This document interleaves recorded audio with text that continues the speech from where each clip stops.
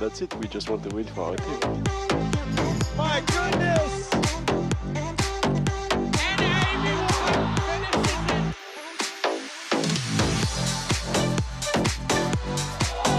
Yeah, we're just as good as the men. We're better. It's a huge point for the Bay Area. Good chance that's the #1 highlight of the week.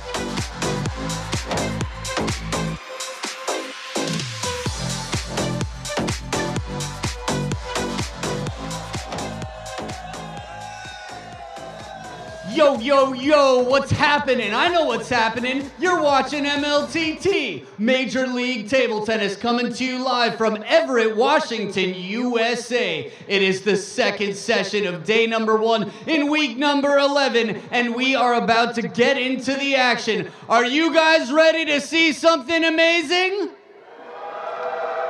That's what I thought. So a big warm welcome for our officials, Jerry Lee and Mei Wong.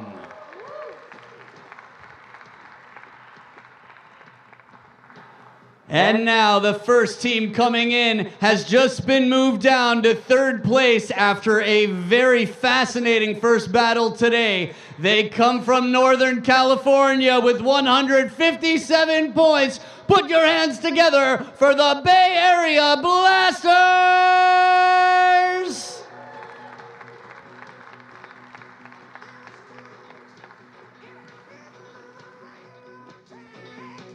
And their opponents are currently number 4 in the West Division. But I know that after today, things could change, and you guys are going to do everything in your power to make sure that it does.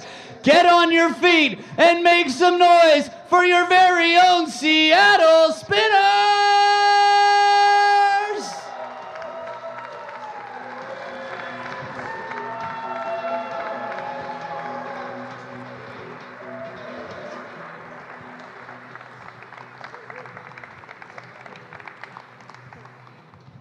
Alrighty. So now that everybody is here, it is time for a special announcement. So I hand the mic to the commish, Flint Lane. Thank you, Adam, and thank you, everybody, for joining us tonight. We have a special guest. We have Everett City Council member and Washington State Representative Mary Fossey with her kids somewhere. Where are they? Hi, kids. Hi, Dad. A special thank you to the City of Everett and Snohomish County Sports Commission. The support and hospitality this weekend has been outstanding. We're looking forward to a great action this weekend, today, tomorrow, and Sunday. And with that, I'll pass it to Mary. Thank you so much. On behalf of the City of Everett, we are so happy and proud to have you all here and all of the amazing teams. Go Seattle Spinners. And I hope while you're here you get a chance to check out some of our amazing restaurants and shops and everything that we have downtown. And a huge thank you to Major League Table Tennis. And I hope that you'll consider stopping by in the future. And again, thank you so much for being here. I know a lot of players have come from far and wide, so it's a sense of pride that you chose our city to stop by. So please come again. So a warm welcome, and now we're going to have a ceremonial first serve with Mary versus the commish. Ooh, intimidation factor. Oh, and it's turned into a whole point for style and power. That's Mary's for me. She takes it over the commish. Mary with the support of hometown family here. I think that was a big factor. All right, well now that... Well, we're here for the second match on Friday evening at Everett, Washington. It's week 11 of Major League Table Tennis. We're at the Angel of the Winds Arena here in Everett, and we're going to have this matchup tonight between the Bay Area Blasters and the Seattle Spinners. Obviously, things have been shaken up already here after the first match. The standings have wedged even closer together, with Portland Paddlers moving up to be tied in first position at 163 points. There's some ground to be made up, but things are pretty tight. I'm Matt Hetherington. I'm joined by Sean O'Neill, and this match is pivotal. I mean, either of these teams could move up and take the first position right now. They're well within striking distance. if you think about previous matchups and you look at the team lineups, what do you think could potentially be the outcome here between the home team now, the Seattle Spinners here in Washington State, and the Bay Area Blasters? My focus is on the very first match right out of the blocks. Nikhil Kumar, Taowen Zhang. Whoever can win that first match is going to have such an advantage going into adding every single point to their team total. Yeah, there are some interesting matchups. I think the one that stands out for me is singles number 4 between Ma Jinbao and Olajide Omotayo. Both really great players, but it's going to be so interesting to see what comes to the table. I mean, Lasheen Al-Sayed as well. Obviously, last time in Portland, he had some elbow issues. I think during the warm-up, I've seen him, and he looks pretty amazing right now. So we're going to see how he does in his match. But as I said, both teams have their chance to finish tonight at the top of the table, especially after Portland's punishing victory over Texas. So a lot on the line here in this matchup between both teams. Yeah, and I think with the doubles, that's also going to be a battle of 2 seasoned teams, with the Bay Area with Taowen Zhang, who will play the first singles with Lily Zhang, first U.S. Olympian for Paris being named based on her world ranking, and then against Omotayo and Diaz. Very strong teams. They've been really doing well for Seattle. So we'll take a quick look at the competition format. Major League Table Tennis, obviously a little more unique in the lineup. We have 4 singles matches, as you just saw, a doubles match in between. They're both 3 games to 11. And that ends in a golden game, which is 1 game to 21, where players switch every 4 points. It's worth an overall 6 points. And these points are going to decide which teams make the playoff. So you saw in the standings earlier, the number of total points is the crucial factor in the standings.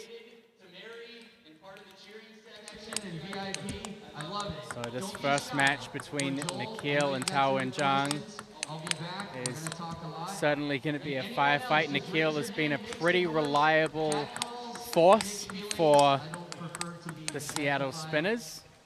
Came into Portland and won 3-0 over Ma Jinbao. So amazing match there, and of course Maggie Tian may have done them a favor here by getting the match up with Tao. And if Nikhil just flew back from Korea at the World Championships, where he had a great performance, taking 2 points from England, beating Paul Drinkel and Liam Pitchford. So right, and not only that, but he went into the match with Kazakhstan up 2-1 against Gerasimenko, who was the leading game scorer of all time. He was undefeated through the preliminary stages. And that's actually playing against Germany as well. Yeah, exactly. So not a bad group result for Nikhil. So hopefully the flight won't be something that the jet lag gets him, but he has been playing excellent, both in Portland and the matches leading up to it. 2-time U.S. defending champion, and all eyes will be on him for a chance to qualify for Paris as well, to duplicate what he did in Tokyo, which is to be one of the top 2 U.S. men's players. I'm sure his world ranking will show how well he played at the World Championships when they come out next week. That's Taowen Zhang, 2014 U.S. Open. He's one of the very few players active and living in the U.S. that's been rated over 2,800. It's a solid competitor.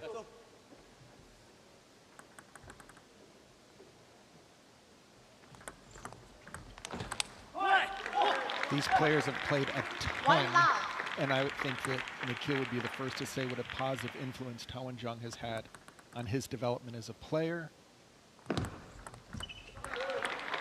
This is going to be a tough one for Nikhil, that's for sure. And these two haven't met so far in MLTT. Obviously, in the early stages, Nikhil scored wins over Zhang Tianrui in the beginning of the season, and he's had a couple of face-offs with Ma Jinbao. Certainly for a time, Taowen Zhang was coach, Nikhil's student, so anyone's familiar with all of the difficulties that Nikhil can throw at you during a match, it's Tao and Zhang.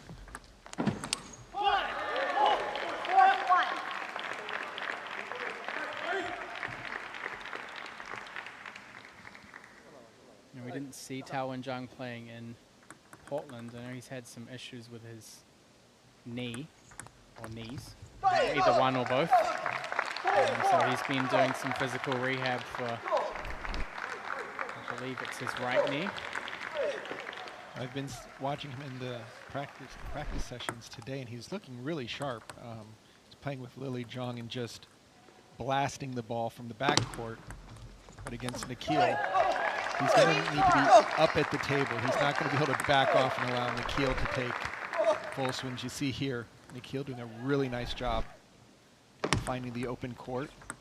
And I would say, Matt, the one thing that I was so pleased with watching Nikhil play at the World Championships is him taking his backhand to the next level. In the past, he's always had a great opening, but never much of a finishing shot. We've seen it in Portland, we've seen it in Houston, going for a lot more, and just basically saying, hey, I'll go for the winner. And they have been landing, and they did in Busan, South Korea at the World Championships for Team USA.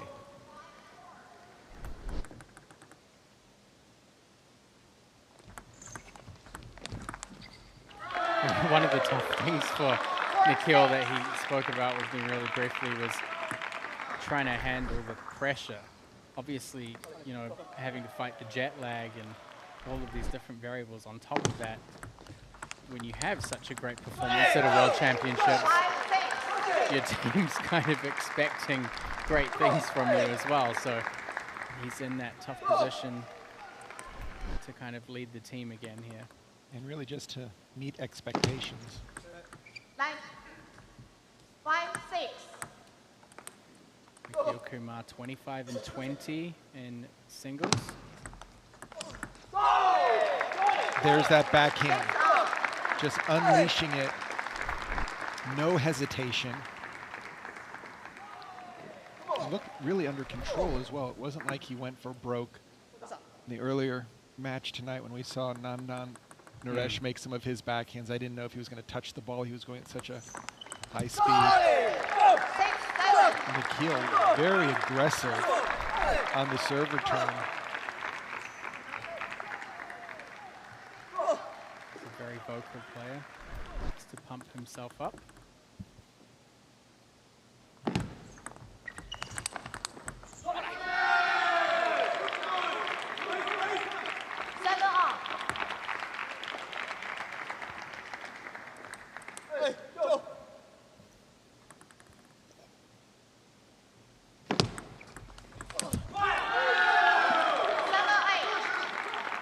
Also, he has quite a strong connection with the bench as well.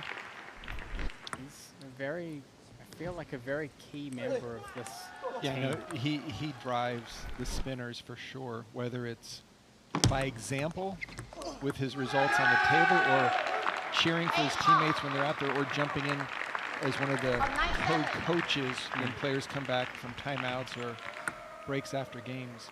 It's very interesting to see the different dynamics for each team, how they deal with giving advice. Is it one coach? Is it multiple coaches? Every player seems to have a different comfort level on how receptive they are to hearing additional points of view. Normally you don't want to have 5 or 6, but definitely he sees these matches. What a hustle by Tao and Zhang to take game number 1. This is the second time in MLTT we've seen this. There's also one point where I think someone had hit a net against Tao and he hit the round the net shot onto the edge. Great hustler for those points. So 11-7, Tao and Zhang, look at that ball, just ride the net. No chance to get that back. And Tao and Zhang puts the first point on the board for the Bay Area Blasters here in Everett, Washington. Brazil has a lot because of the Asian influence, and the number 6 player in the world right now is a blonde-haired kid from France who plays pinball because he grew up watching a Chinese player play in his city in France. The pinball grip is good for wrist flexibility, but the backhand is more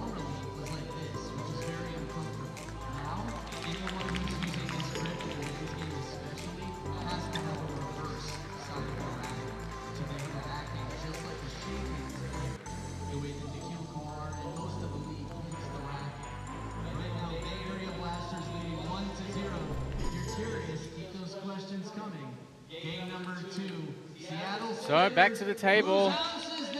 There's the updated standings coming to us, and the Barrier Blasters move within just 5 points of tying for the top of the table.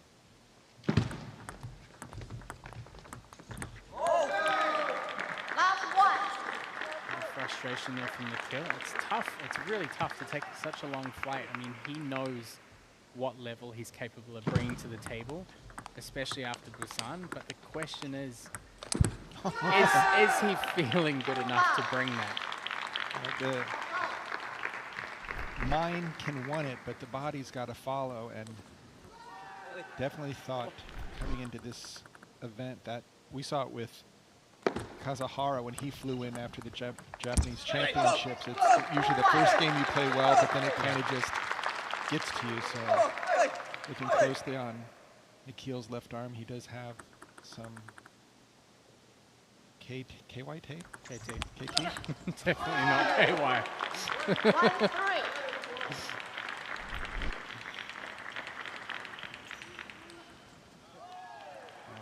Talon looks pretty in command here. 1-3.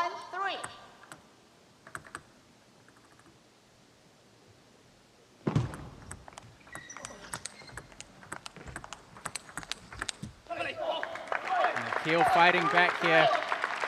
He needs to get into this early. He really can't afford to get pushed behind too much anymore to lose the first game 11-7. He's got to win. 4-2.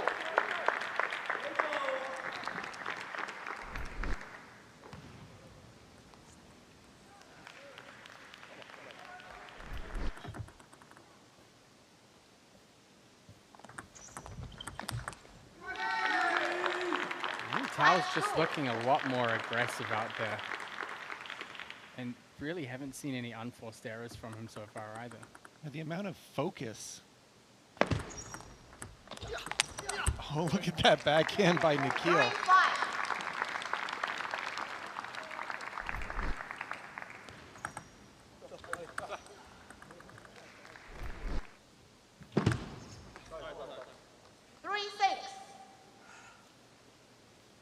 And Matt, it's these points right here. You've lost the first game. Now you're trailing by 3. You give up that second game. Now you're just hoping to stop the bleeding by taking a third, but then you're in sweep material. Look at that block. I mean, honestly, if I had to guess, I would say Tao is probably the person in Major League Table Tennis that Nikhil would least want to come up against. I think he'd probably rather play Kole than Tao, so I know I think Seattle picked first when it came to the order, so they had a chance to put Tao against Nikhil, which tactically right now is appearing to be a good decision for them. Wow, now Nikhil overplaying on the backhand.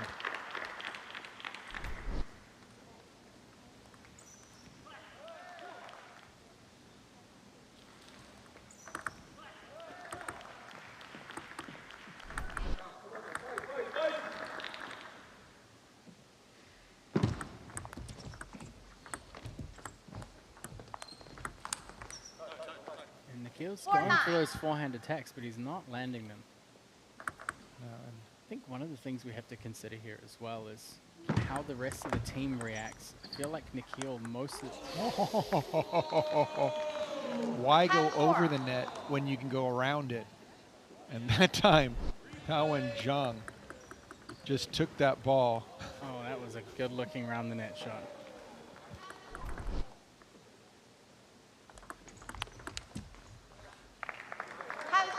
Yeah, I was saying before it's going to be interesting to see how the team reacts. They're not used to getting off to a slow start with Nikhil. He's usually been pretty reliable. Finds the forehand attack. Scoring back some points here.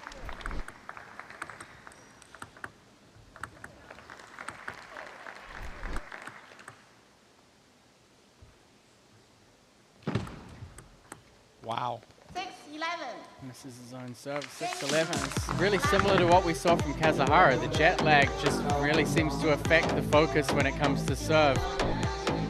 I guess maybe the steadiness of the hands or the focus, but Tao Wen-Zhang in a commanding position here. First 2 games won, 11-7, 11-6. He's positioning himself here for a potential sweep. And that would be an ideal start for the Bay Area Blasters.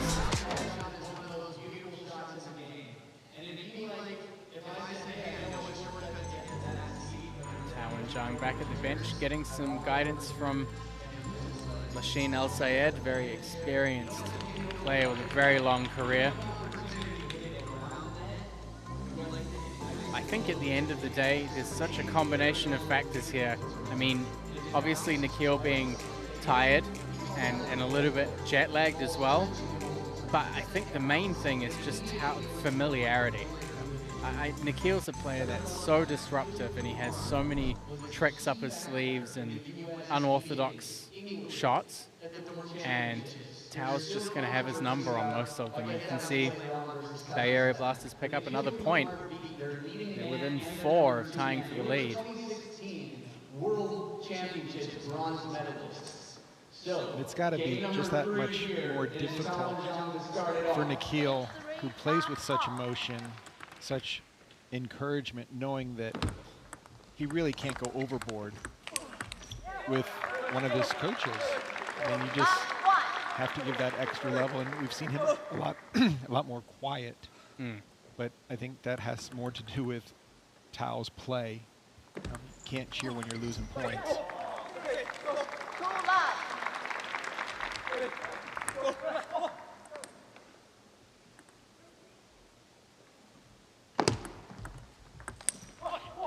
Overhits again. I think he's overhit quite a bit in some of these rallies.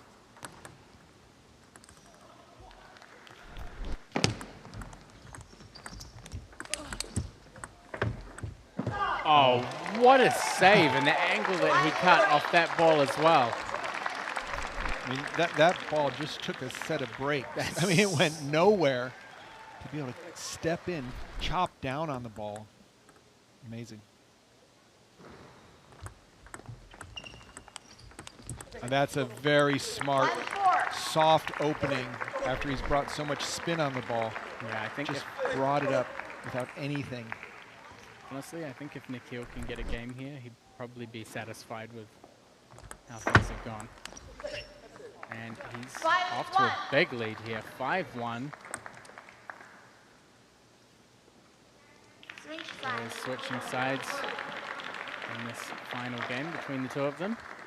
Next singles coming up between Alexei Duan and Johan Hagberg. An international showdown France between versus France Sweden. and Sweden. 5-1. Wow. Big forehand flick. Over the table. That's out of the playbook of Paul Drenkel.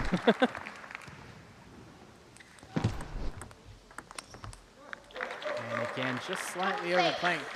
And he said 2 times now, overhitting it.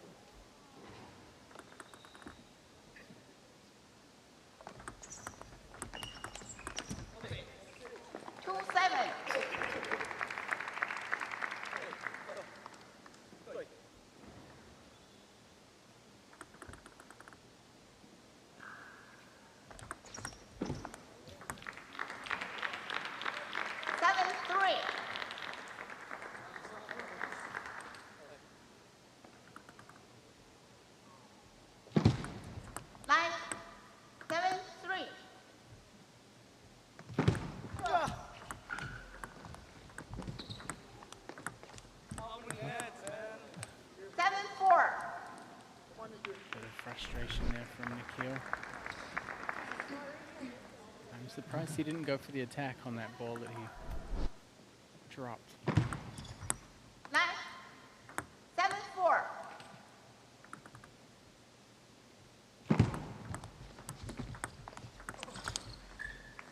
Gets the ball down the line. 4-8. 8-4 lead for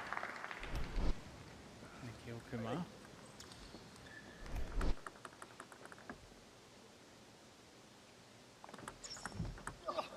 Nice deep push there.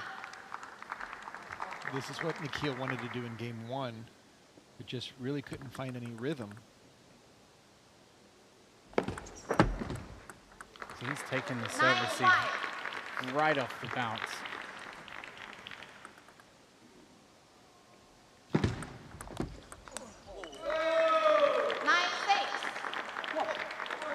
So Tao Zhang closing that point margin down. Nikhil needs 2 points to get over the line. He's going to have the serve only down 2. Yeah, right now, Tao's not in a bad position here, especially after Nikhil got such a strong start. Wow. Another ball that went off the end of the table. Nikhil jumped directly on it, looped it off the side of the table.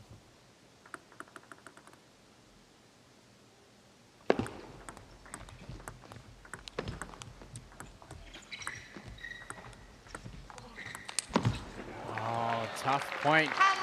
Both players recovering well from that rhythm disruption in the middle. Nikhil ultimately able to cling on, and with the serve at 10-8, he's probably in the best position he could hope to be in right now.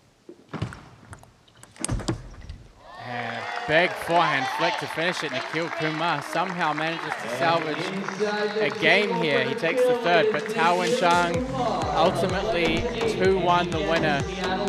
First 2 games, a solid performance from Tao.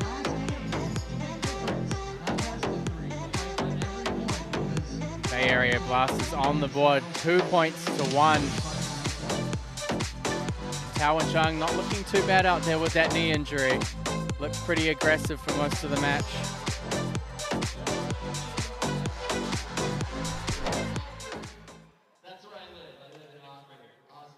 So off the back of that win, we'll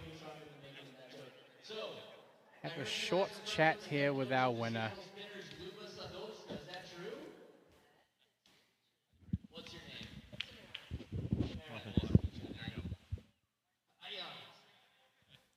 Well, Tao, well done on that first opening match against Nikhil. Obviously, there's a lot of different areas we could discuss for this match, but first of all, you've had some problems with your knee recently. You weren't in Portland. How's the recovery been going? I know I've seen you doing some physical rehab for it. Yeah, so before US Open, I prepare US Open, and then I think it's too much training. And after training, I back to home. I feel a little bit pain, and after next day, so I kind of work. Yeah, I do a lot of physical therapy, and it's a little bit lucky I can make it this time. Yeah. Well, I know in warm-up you looked pretty good out there. In the match, you looked pretty good out there. So yeah. Did it feel okay during the match? Yeah, I feel it's pretty good, because I feel you know, everyone knows Nikhil. So last week is amazing performance, and I'm trying to fight him every point. You know, he's my student almost 10 years, so we know each other. That's why I'm trying to fight for him. Yeah. So is the fact Nikhil has been your student, you helped him so much for Tokyo. Yeah. What does go through your mind? Just block everything out when you play him and think, I'm a blaster and he's a Seattle team? Yeah. How are you kind of balancing just to stay calm and stay focused? I just feel I don't know how to say this. I just face is Nikhil, but I keep thinking that he's a very top player, and like some is a Chinese player, some Korean players, and if I think it's a Nikhil, a little bit difficult for me to play. So just pretend he's someone Yes. else. Well, it got you through 2-1. Well done, Tao, and we'll see you in the golden Thank game. you. And also in the doubles. Oh, and in the doubles. Yeah. Thank you. Getting ahead of myself out here. No, that's going to be such a solid doubles team. There's a little picture from a couple of days ago. There was quite a good amount of media coverage. I know you even snuck in on a couple of interviews yourself, Sean, here earlier today. Now, Everett has been outstanding, especially King, the NBC affiliate, came out and did a lot of coverage of especially those who we anticipate will be in Paris as the NBC affiliate. And right now we've got a great match with Johan Hagberg and Lexi Duan. These two met in Portland. Johan Hagberg winning 2-1 by way of golden point in the third. So interesting to see how this one goes. Alexi Duan, 12-9 in singles, 57%, 25-23 in the golden game. That puts him 25th on the MLTT rankings. Johan Hagberg, 17-13 in singles, only 24-38 in the golden game. So it's really interesting, well. Yeah, to see how when somebody doesn't have the pressure of only 4 points, how they can get into their game, get into the rhythm, figure out what the opponent's doing. Golden game definitely helps the shot makers. If you're going for big stuff, you don't necessarily have to be able to beat the player. Just that 3-1 is, it seems like, what everyone's striving for. Sweeps are great, but if you can constantly get that 3-1 advantage.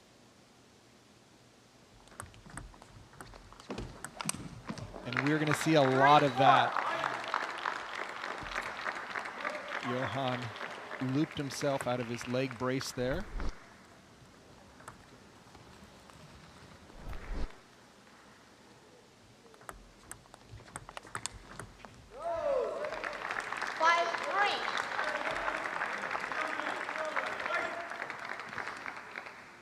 There's the link for the Major League Table Tennis Fantasy League. I haven't looked at it from after the last round, did you? I have not. Oh, that makes a change. There's some stiff competition going out here on the table. We'll go to that first.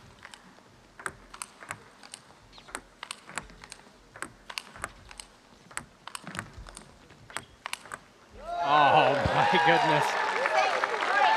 That's a crowd pleaser. Mr. Hagberg with a strong forehand, out to the wide forehand. No chance that Alexi Duan can run that one down. Yeah, I think Hagberg, one of his biggest strengths is that inside-out forehand for a left-hander. It's tough to play against for a righty. I almost thought we were going to see the exact same thing with Hagberg lobbing. A bit of roll reversal.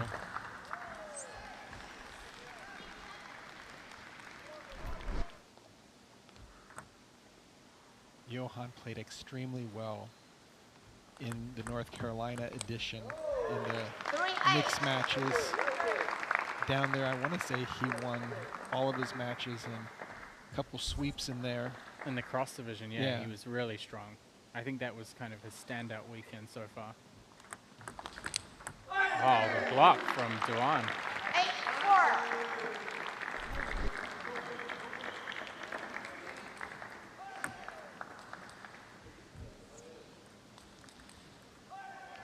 I love when Johan has a great shot against him. He's always giving credit to the opponent. 9-4.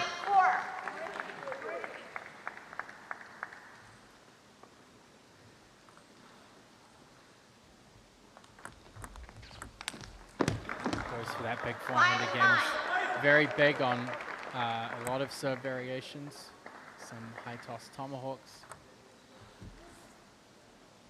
You know, anything that gets slightly popped up, he's going to step around and go either inside out or just go for a big hooking forehand. Yeah, I think that there's a lot of focus on deviation on his serve. Anything to catch that pop-up on the return. So spinny, the high toss serves. He never just puts it into play. He really spins it. The other thing, oh, look at these forehands. Oh, just missed it. And this game is tightening up right now.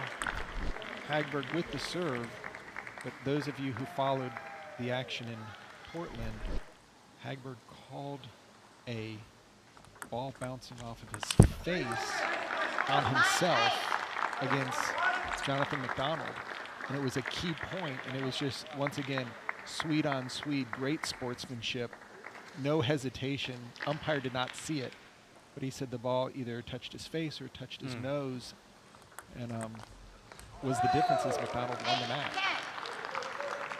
And that serve gives Hagberg some breathing room here.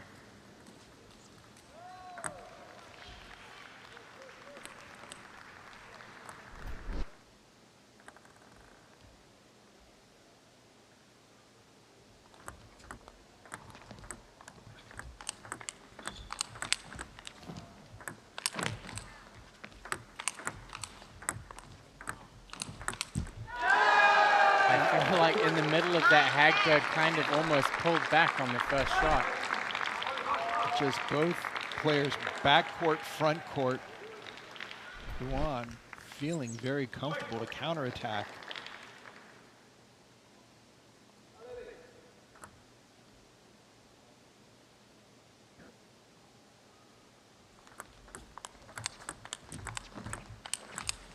And the ball clips the net a little in the point. Hagberg gets on the attack, 11-9. Johan Hagberg takes game 1 and draws the Seattle Spinners up at 2 points each overall.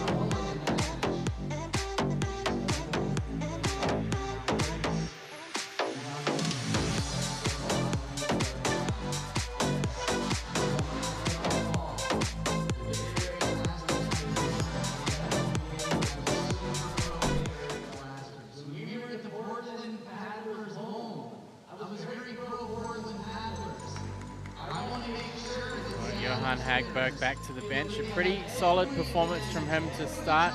A couple of missed opportunities, particularly forehand down the line. But generally looked to be the more aggressive of the two players. I'm really surprised with Alexei Duan off the table. He's not giving up or trying anything crazy. He's just working his way back into the points, and it seems like almost to the point where Hagberg is afraid to overdo it. Could be the depth of the returns, but we know he's got a lot of firepower. Or that he's a sucker for an exhibition point that's going to land on social media. Well, we know #1 goal is to get to the interview. Exactly. So he's already got his first few sentences predetermined.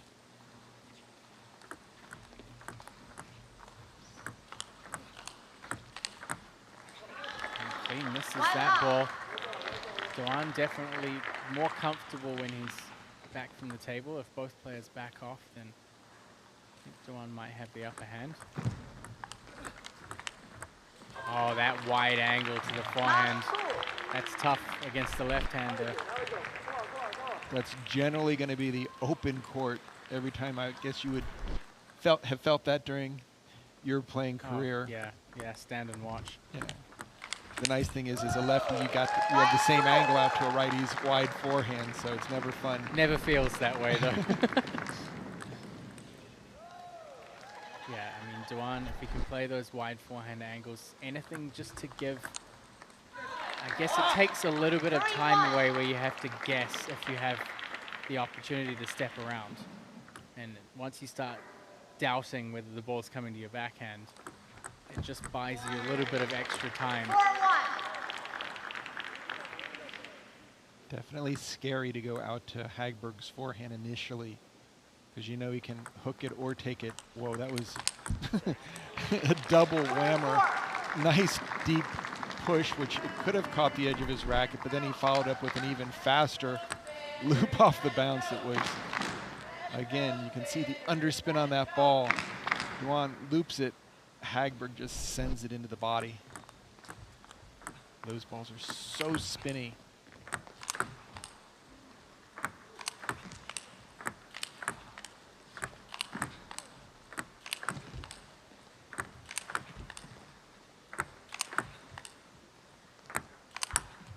And the drive down the line from Hagberg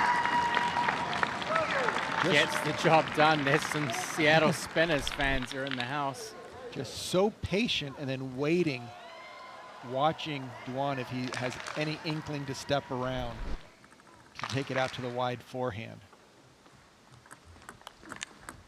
Hagberg would love to sweep in this match. Oh, that's a point. That is a point. Hagberg with the backhand punch. The spectators loved that one. And it looked like Hagberg was just waiting to set that up. He had his racket right in the middle of his body, above the table, lined it up, perfect cross-court winner.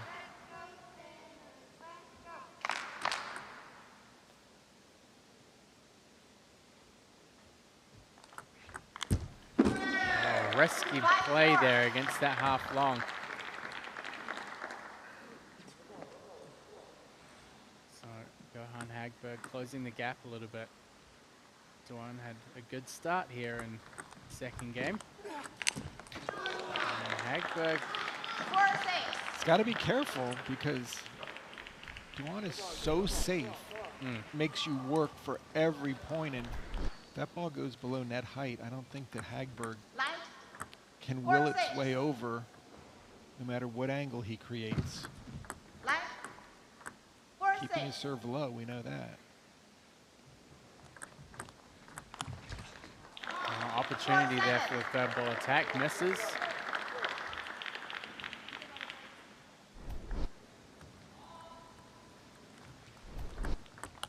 Oh, look at that backhand over the table by Alexi Duan. I think the speed from his backhand has been a pretty significant factor here in the second game.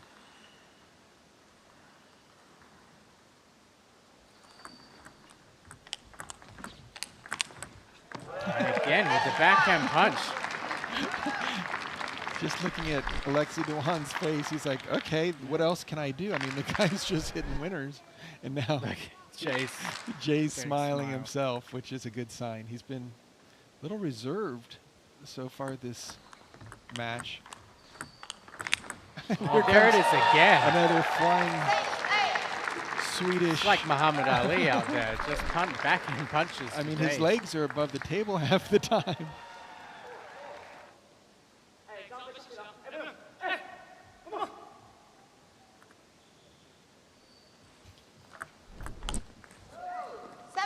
And we're 1 point from Hagberg tying up this second game after trailing big time. Timeout called by Bay Area Blasters coach Maggie Here comes Tien. the timeout. I told you he was the second Bay Area Blasters, Maggie Tien bringing Alexi Duan back to the bench.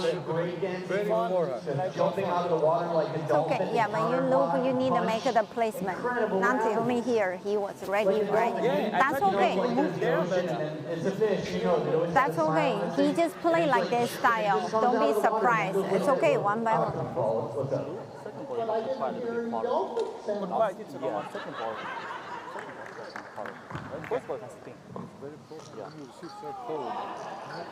He says, like, the last one you see very high, I go forward. 2 generations back, actually, my grandmother was a dolphin, so during the holidays, I heard a lot. I didn't speak a lot, but I understood. But read this spin now. He served. Read the spin now. Receive. Whether it's about animal noises or anything else, there's a lot to talk about. By the way, I love this sort of PNW, like the Pacific Northwest. Confidence, confidence. Let's go, confidence. Come on, come on, come on. Plenty of advice there from the Bay Area Blasters bench. Bit of a trifecta of coaching tips from Coach Maggie Tien, Cao Wen-Zhang, and Lasheen Al-Sayed. Let's see what comes out of it for Alexi Duan. Oh, that serve return had nothing on it. Just put it over the net. Hagberg, he's got to be careful he doesn't injure himself with some of these big swings.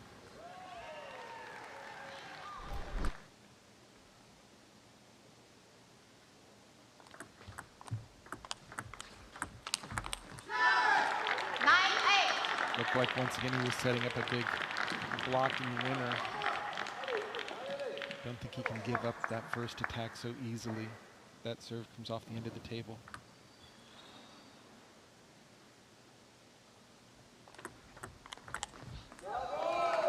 Good spin on that first opening from Hagberg. It's 9 each, and he has the serve. Big opportunity for him to flip the tables here in the second game. And this is exactly what the spinners would like to have happen. Win the first game and then steal the second game. Quality backhand opening by Duan.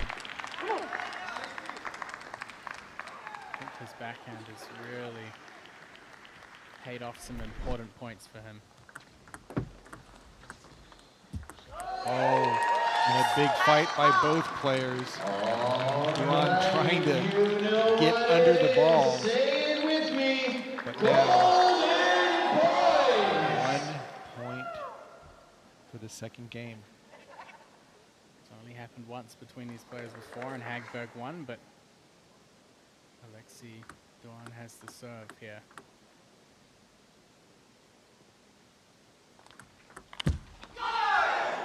Risky play there by Hagberg. Very risky. Duan picks up the point, ties things up at 1 game each. Bay Area Blasters maintain their early lead here.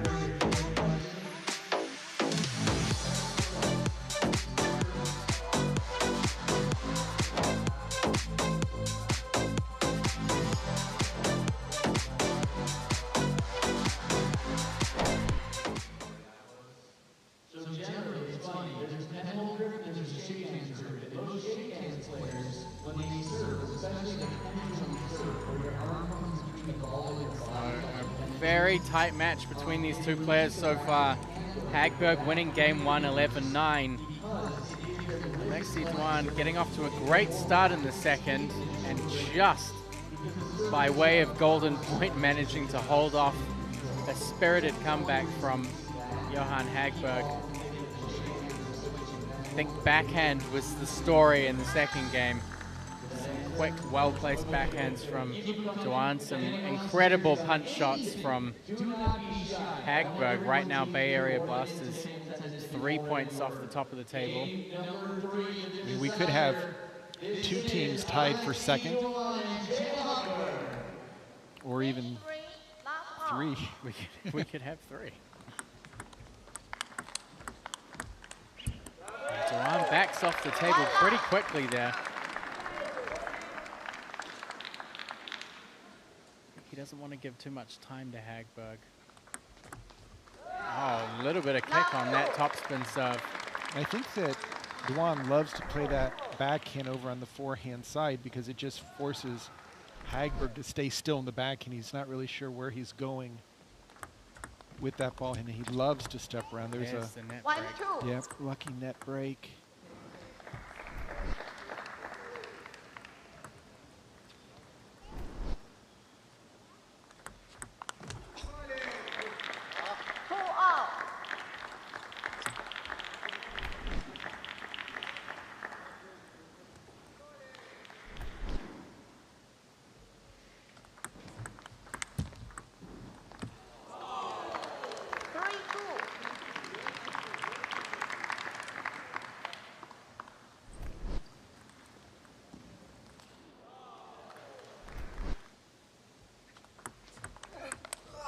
And that's where the backhand really forces Hagberg to make a big decision whether he's going to step around or just keep it in play.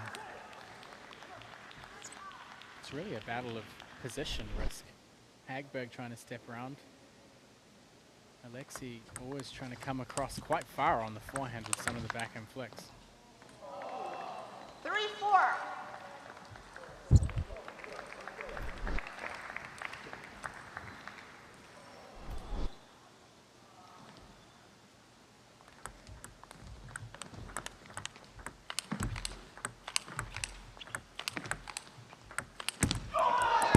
This time, Bay Area Blasters player outlasting Hagberg. With switch hands, Duan has a 5-3 lead. This match is going to lead into the doubles coming up next. It's a mixed doubles showdown. Taowen Zhang and Lily Zhang 3-5. taking on Olajide Omatayo and Fabiola Diaz. There's a nice step around by Hagberg.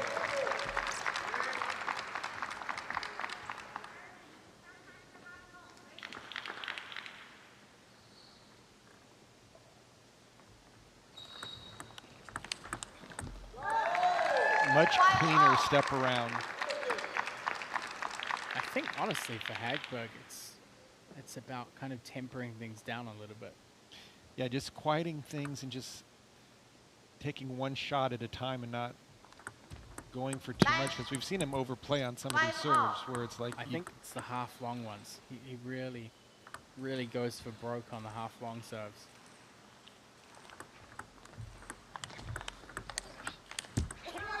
Just doesn't seem like he feels comfortable in the rally when both players are mid-distance.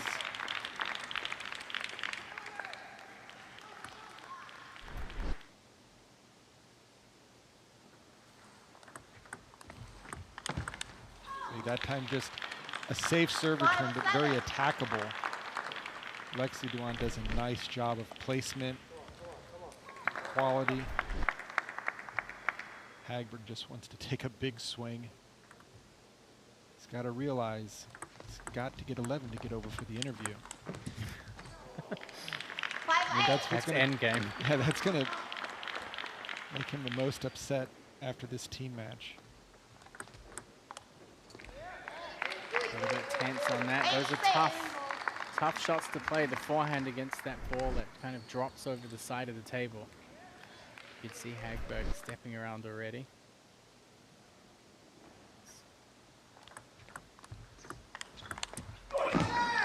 Tried to set up that backhand block for a winner, but that's not an easy ball to track down. Duan can loop it anywhere on the table. Seeing the backhand ready to go.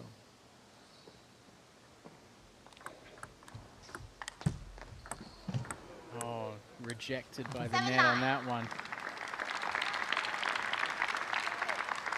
Hagberg, 2 serves and 2 chances to level things up here.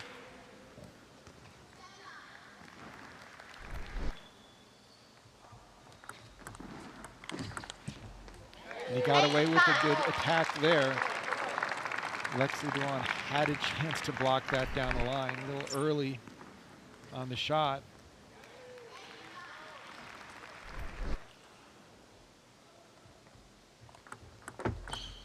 And once again, indecisive.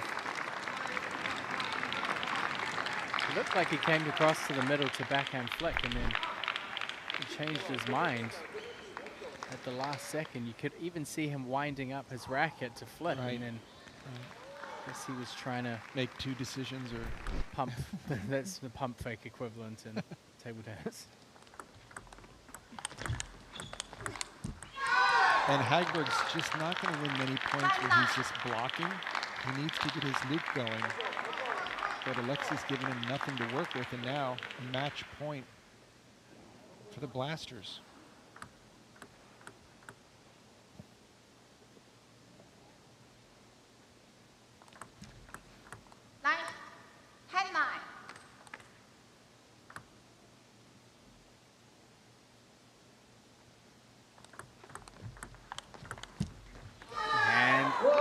Net it goes out. Alexei Duan wins 2 games to 1 by incredibly close margins. He takes both of his games 11-9. Oh, I was wrong. 2 of the games were 11-9. The first one going to Hagberg. Alexei Duan winning 11-10, 11-9. Bay Area Blasters pull out to a 4-2 lead. I think Alexei was the more balanced of the players out there. Helped him get over the line.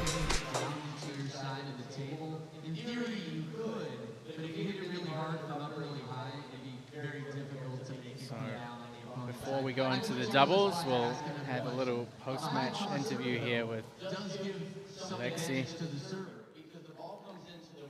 Alexei, great job on that win. It was really won by the tightest of margins. Obviously, last time you played him, he got the upper hand by 1 point. So it must feel pretty satisfying for you to come out here in Everett and get some revenge. Yeah, totally.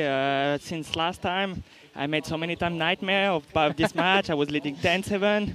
He did incredible points with the counter spin. So I analyzed that match, and I'm really happy. I wanted to take my revenge. I feel last time I had my opportunity and I missed that. So it was a close match like last time, but I take this one. So very happy on the end of this match, for the end of this match. You can take some comfort in knowing that he's probably going to have nightmares about you standing here doing this interview. yeah, totally. But I think now it's 1-1. Maybe we will have last time or so for see who is the best between him and me. It definitely seemed that when the rallies were just going back and forth, you had the upper hand. If he could take a bigger shot, and it came down to could you control his serve so he didn't have a big shot, and then you just kept fighting, especially from the backcourt. We've talked about it before. Your backcourt play is so strong. What were you thinking going into this match? Was that going to be the difference? What was your key? I think the key was for for me to go in the game because he's an incredible player, very unprotectable. So sometimes he can play very strong shot, sometimes he can play so risky. So very difficult to play this kind of game and put one strategy. You always have to change. So the key was always to be consistent, to go on the game and try to find a solution. Always to change my tactics and play where he's not waiting, because he waits a lot of time in the game. So try to change sometimes the position and read where he's waiting the ball. Well, you certainly did your homework, and a very well-deserved win. So congratulations. Thank you so much. We'll see you in the Golden Game. See you in the Golden Game.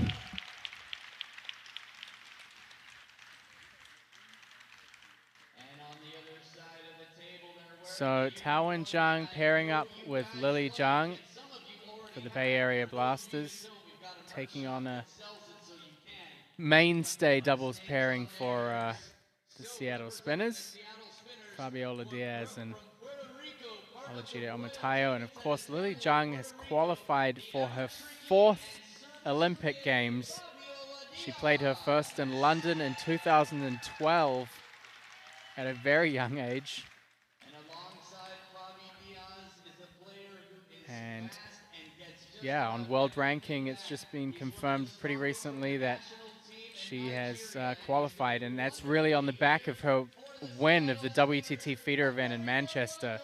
It was almost her last opportunity to pull ahead of Amy, who was in that position after some strong Pan Am results. So it's great to see that not only we have this caliber of women's player in MLTT, but you know, for the US to have such strong women representing the country, and I know they've already qualified the team. So. Yeah, now the achievement amazing with the Pan Am Championships, doing so well down there, and MLTT has really showcased the best women's players in the US. And right now we've got a very strong team from the Bay Area Blasters with Taowen Zhang and Lily, but Seattle has always pinned their hopes on this team of Fabi Diaz and Omotayo. Just very strong combination with the pips of Diaz and Omotayo covering the whole table with his forehand. So in Portland, it was Seattle that won 17-4 over the Bay Area Blasters. The doubles was the only match that they were able to win, and it was Ma Jinbao and Lily Zhang. They won 2-1 against Fabiola and Olajide, but it was 11-10, 11-9, 9-11. So again, crazy close matches between a lot of the combinations between these two teams. It really seems that Omotayo, it's on his racket. He's going to make some big shots. He's going to run over the whole court. Diaz mixes it up, uses her backhand, kind of just stays up in your face, where Omotayo covers so much distance, big shots, especially from the forehand side. 3-4. Constant pressure from the spinners. You just never know where their attacks are coming from. But I will say the Blasters, just solid doubles experience. No poor positioning, no overplays. Just set up the partner at every opportunity.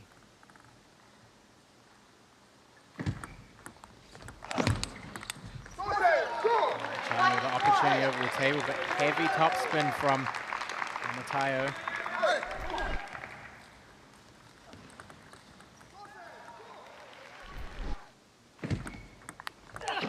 And that's a great backhand by Diaz. Able to get her first attack in off the serve return. Her serves have been very effective, especially when she's serving to the female player. She can serve it deep and let her partner counterattack.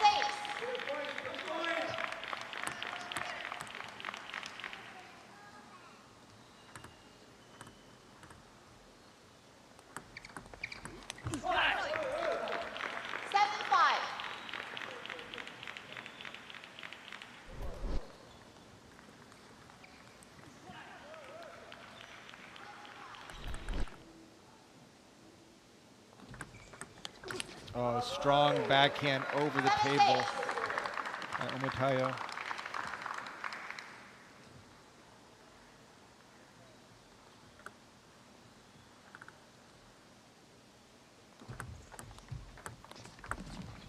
Nice forehand flip by Lily. There's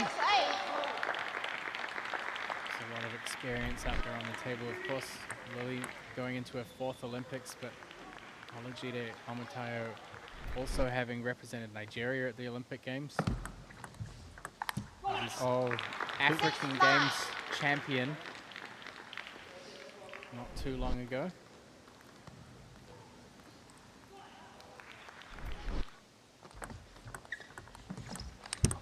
Nice push there by Fabi Diaz.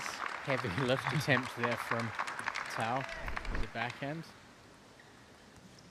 What an angle.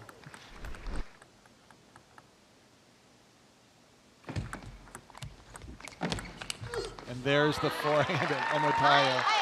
So when Diaz loads it up, forces the male player to spin the ball up, yeah, you know that Omotayo is going to reloop.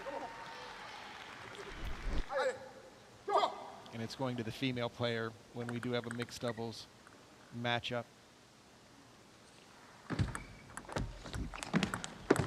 Oh, Lily Jung with a great backhand. Just delivering a strong play to the open court. That's the difference between Jide taking the offensive and playing that backhand up the middle of the table.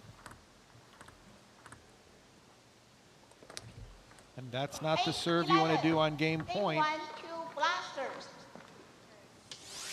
Fabiola looking kind of in disbelief over that missed serve. Just missed the edge of the table.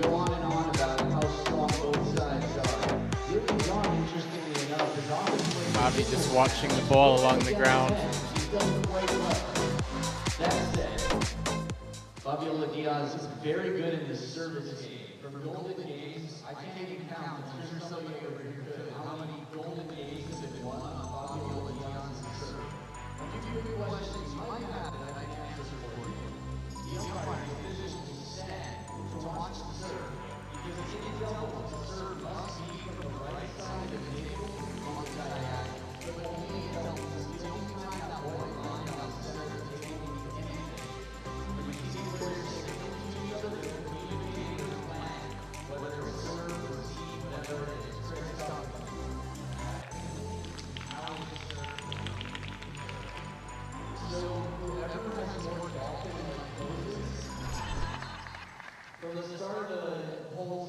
So we come back here to the table. The Bay Area Blast is just 1 point off tying up that position at the top of the table, currently occupied by the Texas Smash and the Portland Paddlers.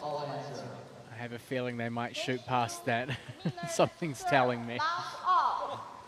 Right now, this start of this doubles match. I don't think there's going to be a 19-2. I think both teams are going to be adding some points and look for Omotayo to go full court offense right now.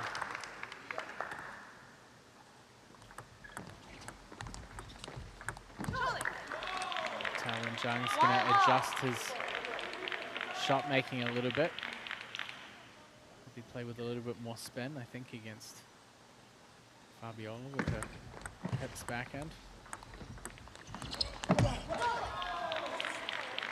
And this is where Lily's play against the Pips is going to make a big difference. If she can just keep the spin going, give Tao something to work with. From the Pips, I should say.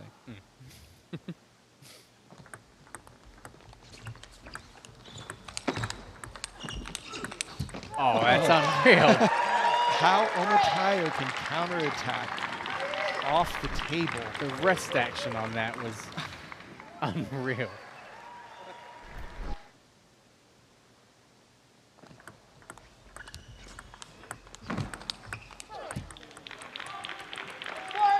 Tao's backhand, it just continually blows me away how much power he gets. So smooth, great placement, very compact.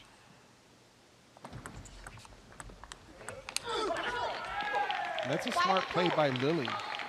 even though she's giving Omotai a chance to counterattack, she's moving the ball around, forcing him to have to, you can see after the shot, he doesn't have his balance. There's a nice deep serve. And again, Lily with a strong positional play. And look at this second game lead, 6-2 for the Blasters. This is actually only Lily's second appearance in doubles. The last time in Portland was her first time playing in a doubles match. Now they've had a chance to put her into a number of singles. Yeah, and she's performed really well. She's 8-10 in singles, and all of her singles matches come up against male players, and she has played McDonald, pretty and impressively. Hagberg. McDonald, Hagberg, she lost 1-2, I think, and then Rabate, she won 2-1. Yep. So definitely had some strong performances against the male players. Probably one of my favorite parts of the intros and post-match interview of that. Of, you know, we're just as good as the men. Maybe we're better. Right now, 10-2. Just a complete dominating.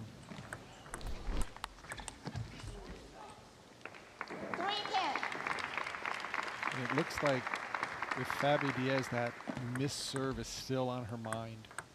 The end of game one. Yeah, the body language a little bit flat from the Seattle Spinners. I mean, they need to up things. They're playing in front of their hometown home crowd. Just look at that. 11-4. So another game for the Bay Area Blasters as they go up 6-2 so far. A very stagnant looking Seattle / Everett crowd out there waiting for something good to happen. Right now the Bay Area Blasters have gotten a phenomenal handhold on this match, doubling down literally from 11-8 to 11-4. And you've got to say that the Blasters on paper look very strong in singles 3 and 4 as well, just to add to their totals.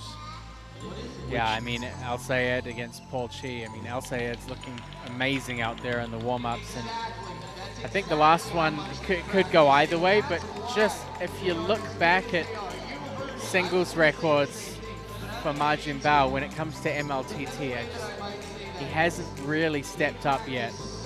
WTT, US Open, the man's absolutely on fire, but I don't know if we've seen that player show up to Major League yet. And there it is. This might be the first and last time we see it. Texas Smash, Bay Area Blasters, Portland Paddlers, 163, a three-way tie for the pole position here. The only way that would stay the same if Seattle wins everything else from here on out. Pretty tough ask.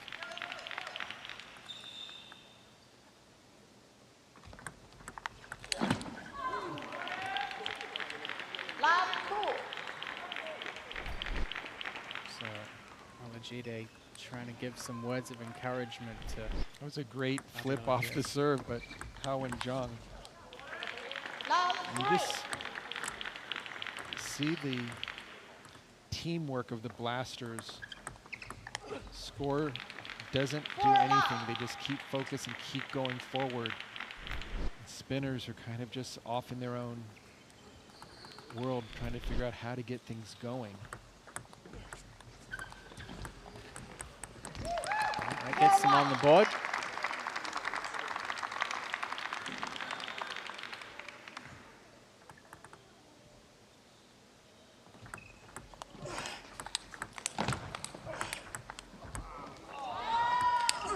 Oh, no way. What a point. That would have been a great shot if the last one could have landed. Hao Jung's counter was so good. Look at that. Kind of tumbling inside out forehand counter from Lily. And Fabiola retrieved it really well as well. There was that opportunity to finish. He changed direction. 1-5. We've seen him make that shot a number of times, but very difficult to pull off. As I mentioned earlier, next up for the singles. Al Sayed Lachine from Egypt against Paul Chi, down from Canada for this matchup. Seattle Spinners. Good forehand loop off of the serve that went off the end of the table. Blasters just completely dominating this mixed doubles match. 8-1. Just no answer.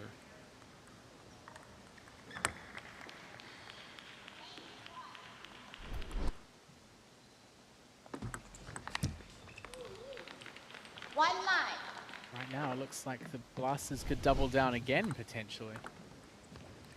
They've just gone from strength to strength. 10-1 here. Don't think there's any way out of this for the Seattle Spinners.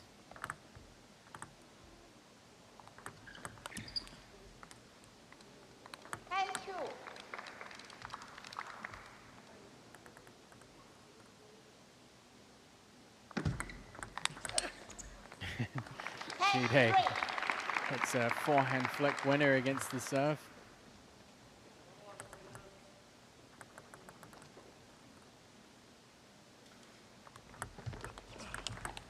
And Tao Wenjian gets it done. Each game improving the scoreline. 11-8, 11-4, 11-3. Bay Area Blasters widening the gap here with a decisive 3-0 win in the doubles.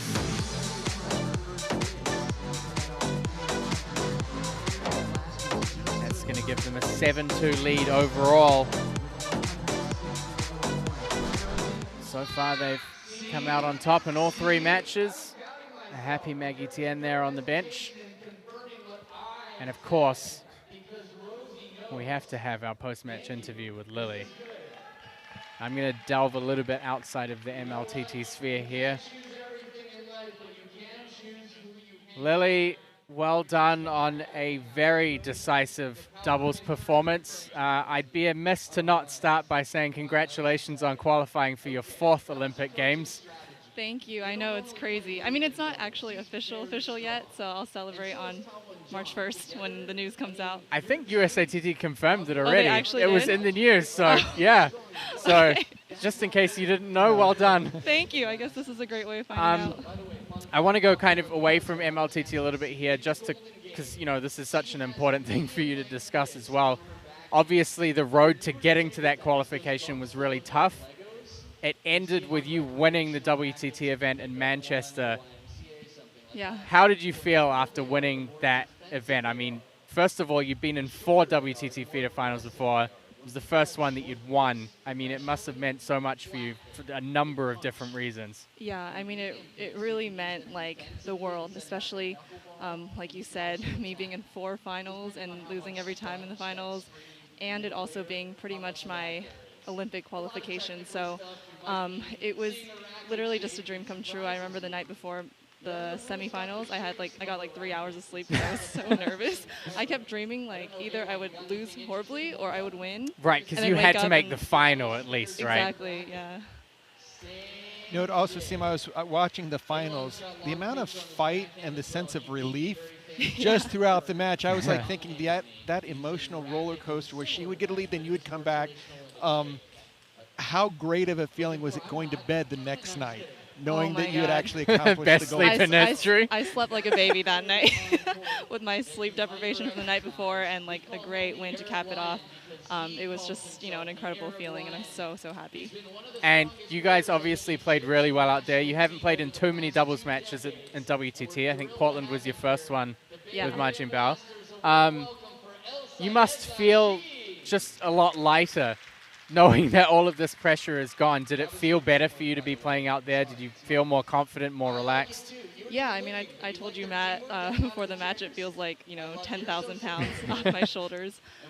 So, playing here today, I can finally really enjoy the game and not have any sort of, thoughts regarding Olympic trials in my mind. Well, congratulations, not just on that match, but on the Olympic qualification. Thank you. We'll see you back in the Golden Game. For sure. Thank you. An impressive doubles showing on the back of a very impressive feat. 4 Olympic Games. Well, right now, the name of the game for MLTT is getting points for your team, and with that sweep, yeah, I mean, nothing could have helped the Blasters more than to create some space. She's obviously going to go into the golden game thinking that, you know what, got to get those 6 points. Yeah. They didn't have the success that they wanted back in Portland, but right now things are looking very good. I'm very interested to see how Alsaid Lachine is able to come out this very critical match here. Paul Chi hasn't had too many appearances for the Seattle Spinners.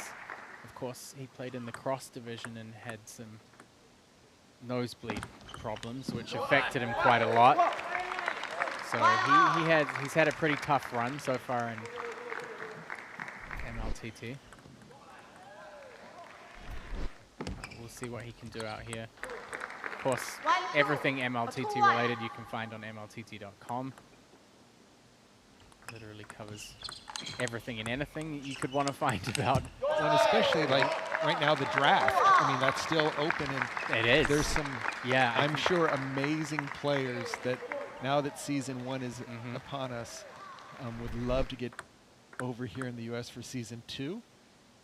So watch there for announcements as well as links to all the social media postings, highlights, merch, links to the fantasy game, everything.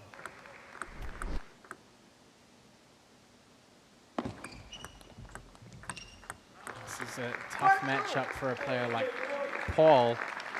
I mean, you look at Lachine's career, and he's played in numerous leagues around the world, across multiple continents. I don't even want to guess how many times he's represented Egypt in international competition.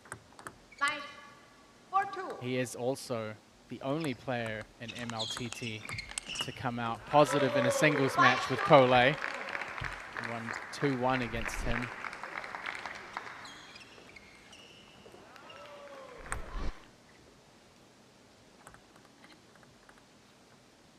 Lachine Al-Sayed.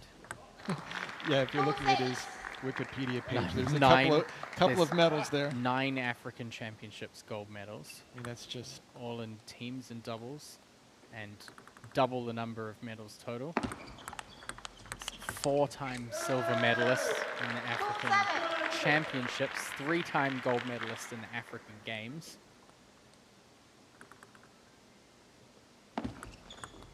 Pan-Arab Games. Won the hat trick in 2011. Just a stellar career, and he loves playing so much. I was asking him about his match in the World Championships with Cole and what he was going to have to do. And I said, get your forehand. And he said, no, my backhand's actually pretty good these days. Oh, dude, during the warm-up, his back, he was hitting some sizzlers. Even his teammates were oh, showing, that's wow. a nice... Speaking of sizzling backhands. A nice opening by Lachine, and then Paul just takes it right down the line. Lachine's also a 3-time Olympian. Just an outstanding player. You know, when I think about Lachine, I recently did some interviews with Thiago Monteiro, and I feel like the two of them are kind of mirroring in different regions. Just amazing careers. They're still out there. They still want to compete.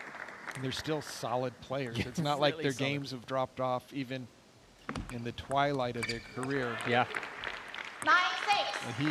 Lachine was able to, for the Portland matchup, come early and train with the paddlers. And what a treat to have him at Paddle Palace and showing his skill level and dealing with the media, helping G-Way and the other players on the paddlers improve, because that's just who he is. He wants to see the game grow. He's thrilled to be in the United States, helping the Blasters. So good pick by Maggie to get him on the team. Yeah, he'll be looking for a bounce back this weekend. He had some, I think, tendon problems with his elbow in Portland, so struggled with the matches there, but As I said, he looked pretty solid out there in the warm-ups. Paul with another great backhand down the line. It seems to be his go-to offense. Just great adjustment there. He just, the chop block first and then he's using the pace of Lachine, redirecting. And now within 2 points. But oh, what a shot to finish it. The first game goes to the Egyptian for the Bay Area Blasters. Solid start there.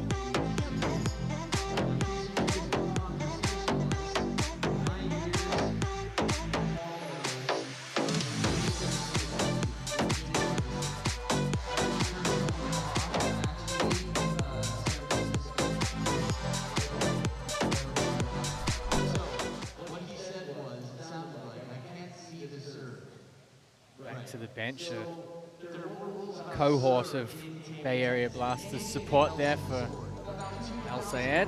He's 22nd on the standings, 12 and 12 in singles, 27 and 24 in the Golden Game. I think one of the most difficult things about playing against a player like Lachine is you really don't know where the ball's going until the contact. His follow through after he touches the ball can either go behind his head or across his body, and each one sends the ball in a different direction. And I mean, right now, Blasters back in first, day one of Everett. So they're going to just try to pad that number. Well, Seattle, they'd love to possibly get a golden game of 6 free points. Yeah.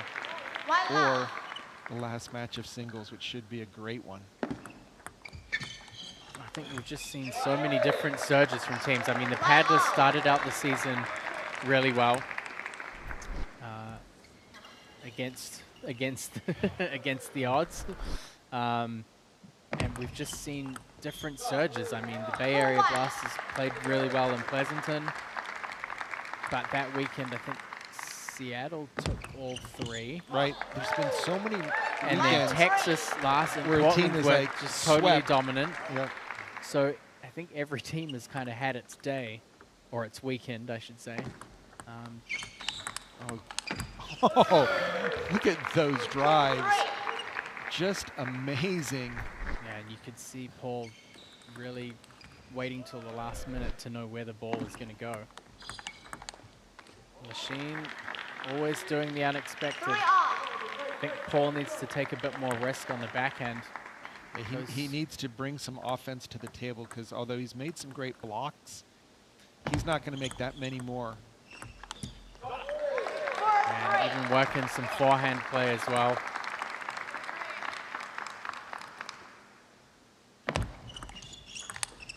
It was a great serve and setup. You would have loved to see him step around and play a forehand on that. Yeah, it seemed like he had enough time, but he was committed to the backhand.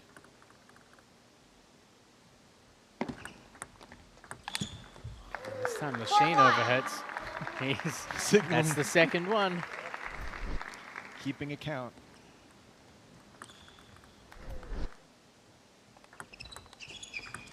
And look at that. I mean, it's like eyes on the side of your head to be able to step around and see that the forehand is still open.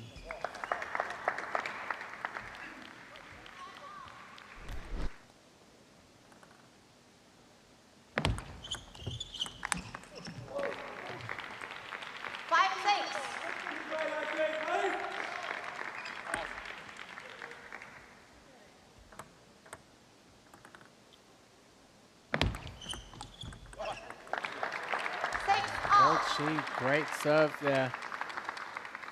Keeps things level here in the second game at 6 points each.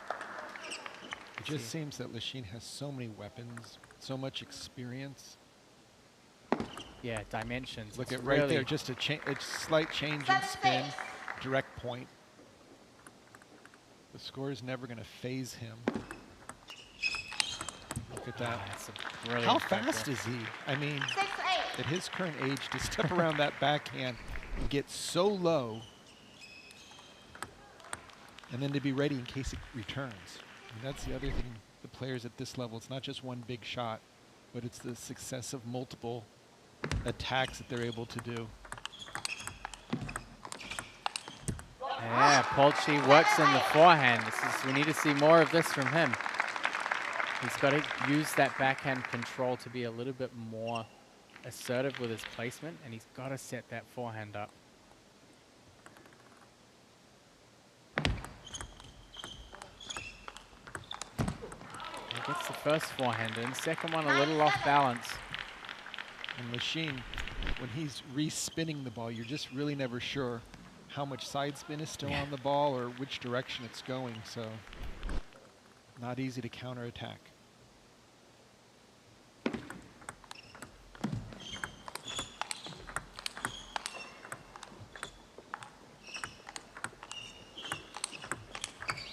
Oh, Lachine turns it around.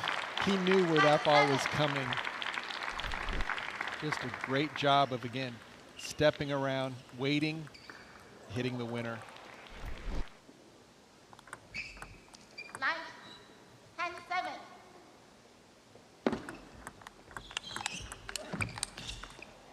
Chi with the block down the line again. Great, well placed. But this time Lachine was waiting for it. He takes the second game, 11 points to 7. Right now, the scoreline not looking too bad for Paul Chi, but when you break down the actual match and how the points are playing, it just seems like he's a little bit too soft.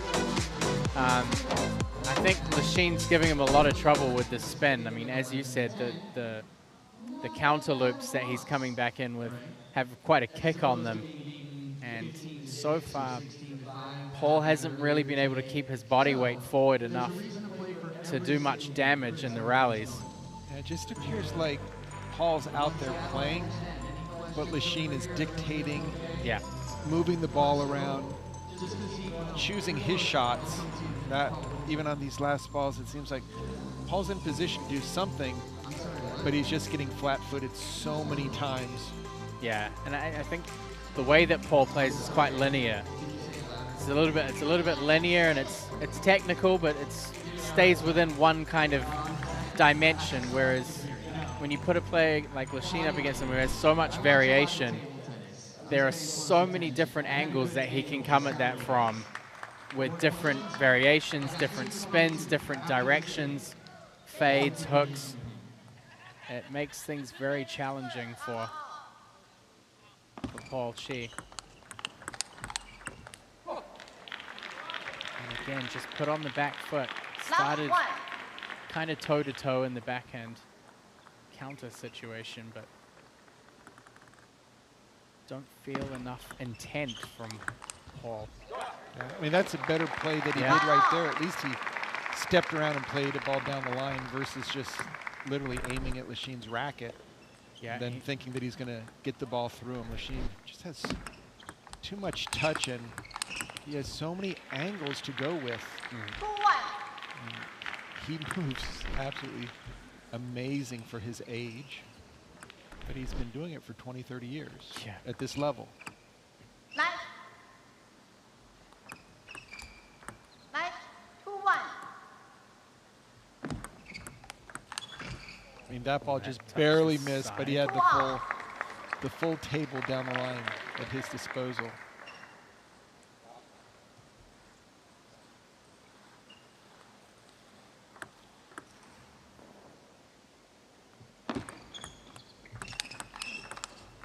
Yeah, see, that's kind of a big opportunity to get in there, but it's just a little bit too plain.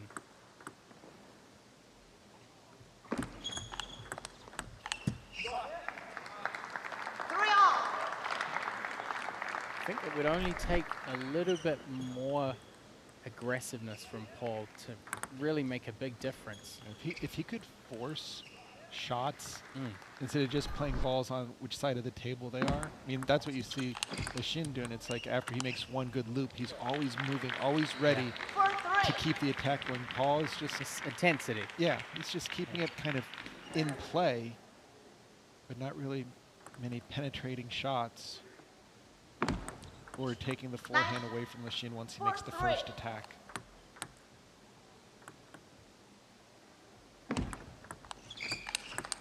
I mean, look, it's just Machini steps around. He's got the whole table to go with, and then he's just waiting to see if Paul does anything. And yeah, you can really sense that there's substance in his contact. I feel when Paul's hitting the ball, sometimes it feels a little hollow, I guess is the right way of putting it. Got the last singles match up in the left corner there. That's going to come up after this. It's going to be Ma Jinbao and Olajide Amataya. That is going to have some power from both players as they step around their backhands. Line 3-5.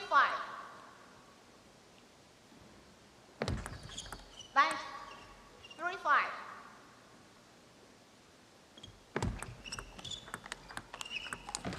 That's There's much a better counter. there. Yep.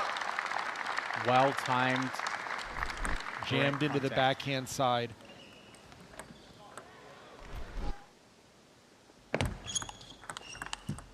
Again, just a little bit earlier on the backhand adds enough speed.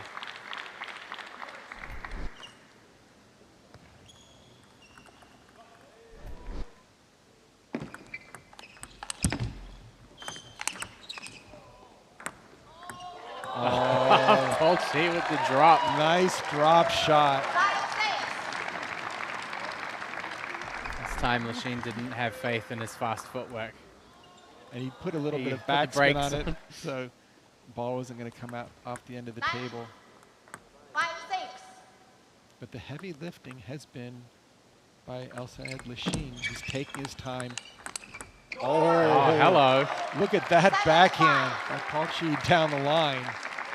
A little shift in confidence. Seattle would love to. Body language is much better. A lot better. Seattle would love to take a game to finish off this and stop a sweep.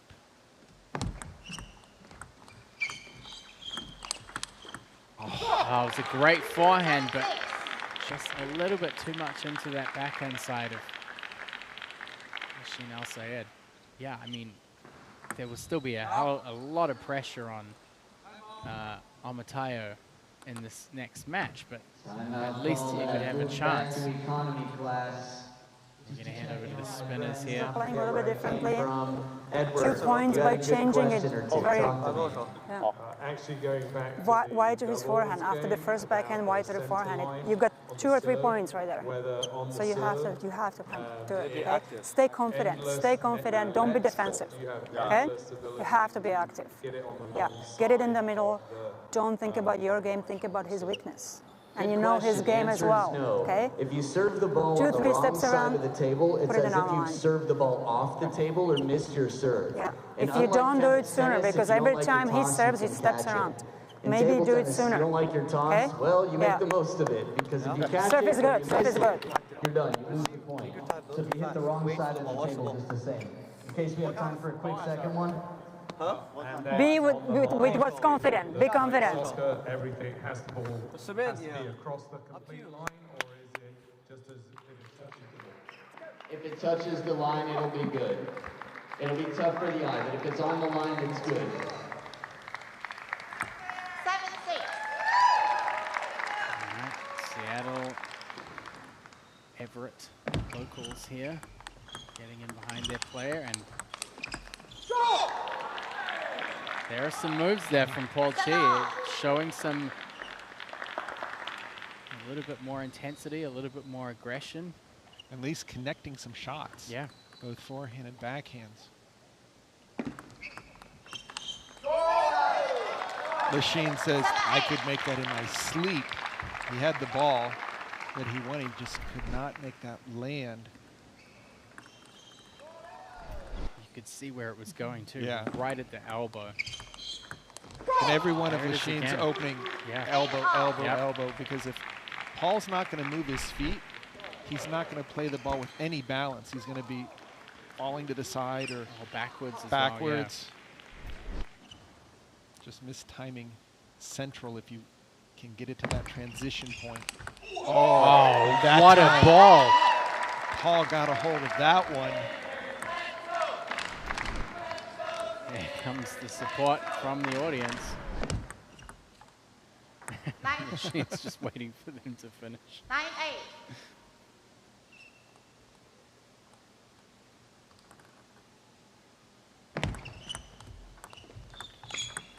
Not a strong push There's against that Paul. placement again.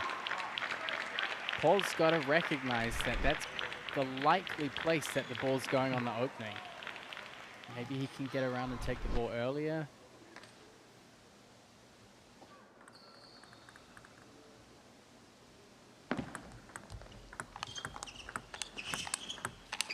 Oh, there it is what a again. nice inside-out forehand.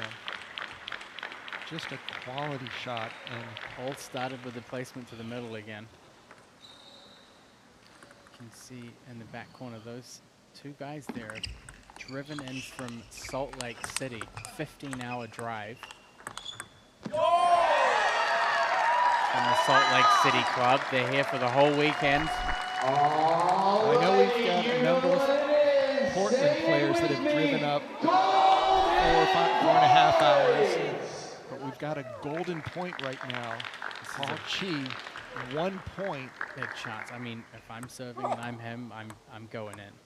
Third ball attack if he has the chance.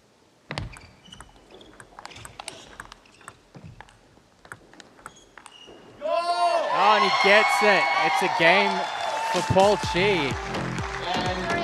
He got in after the serve, and it made all the difference. I think we saw a totally different player in the third game than we saw in the first two. Just a little bit more aggressiveness, a little bit more decisiveness, a little bit more intensity. Made all the difference. Third game goes to Paul Chi, keeps Seattle Spinners with a little bit of hope going into the last match. But ultimately, it's Lasheen Al-Sayed who takes 2 points and extends the Bay Area Blasters lead.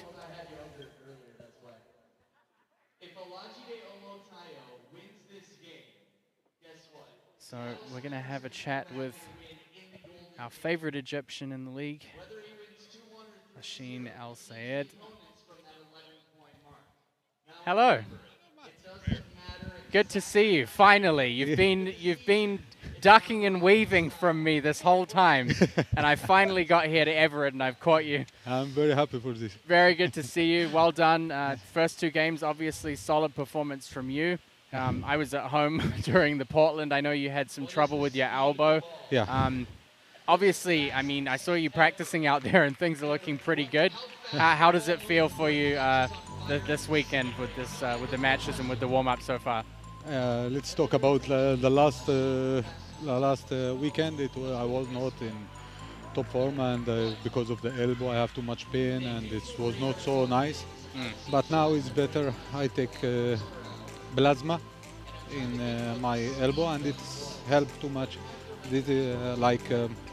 The pain is decreased too much, so I can play a little bit. But still, I don't practice too much. So we could talk about the matches, but tell me, why do you love table tennis so much? I mean, you've just been such a fixture of African table tennis. If somebody wants to look up in the record book who's made all the records, they're going to see your picture. What is it about this sport that is so special to you? It's life. Simply, it's my life. I like table tennis. I like to play. I like to practice. That's why when I get injured, I was very angry. Not because of the injury, that because I cannot play. I cannot go to the court and compete in normal situation. But now I feel much better when I have like 50% pain. I feel okay. Let's have some fun. This is the fun for me. And in this match, when you're playing with someone like Paul, who's kind of a little bit linear, the way that he plays is very one-dimensional. For you, how do you feel against this kind of style? I mean, you have so much variation, so much experience. There's lots of changes in direction, changes in spin. If you think about this match, but also about your experience overall against players that are based in North America.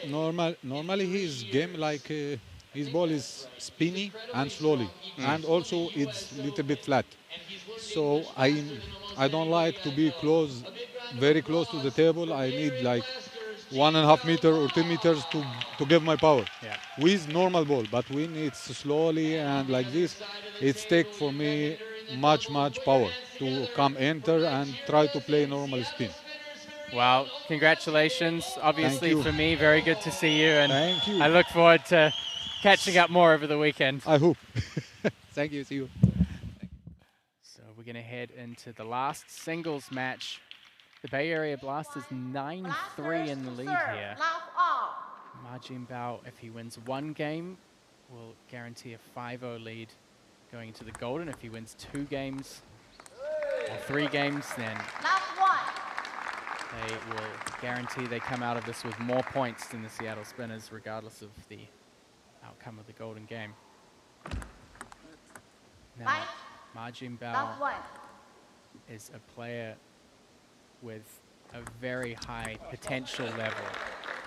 We've seen him last year reach the quarterfinal of a WTT contender and basically lose out by 2 points to Felix Lebrun, who was at the time top 20 in the world and is now top 10.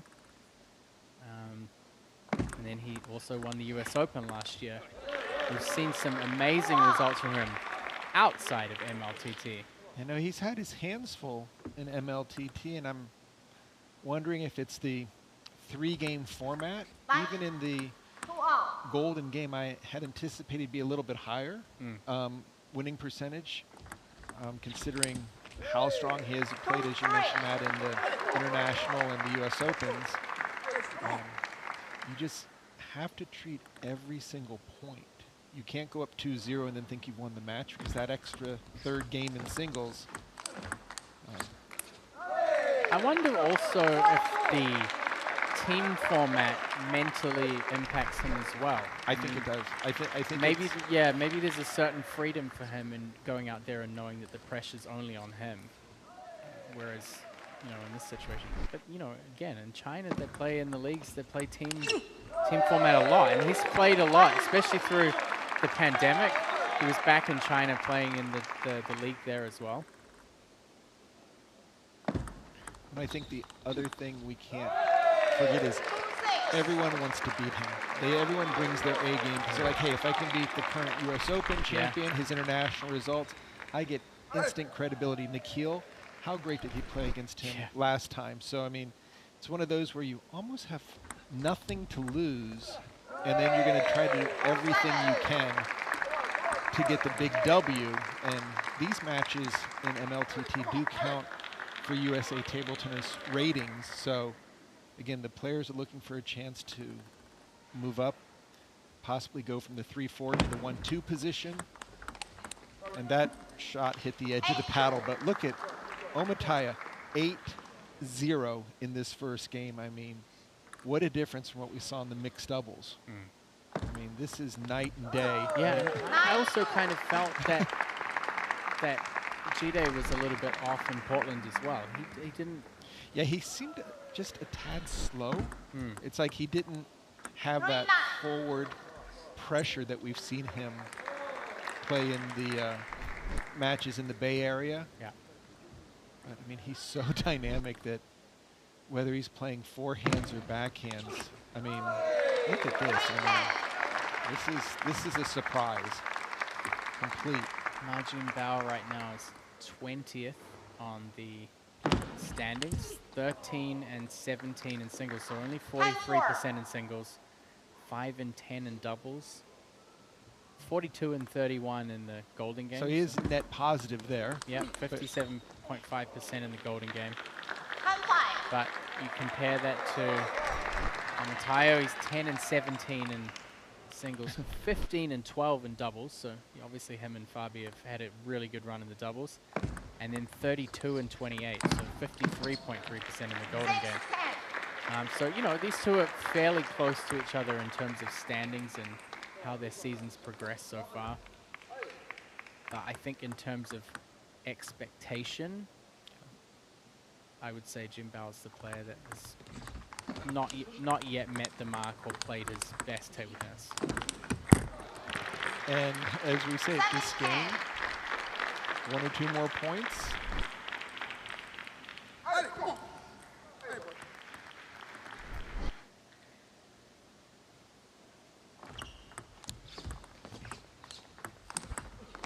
Oh, what a shot from Ma Jinbao.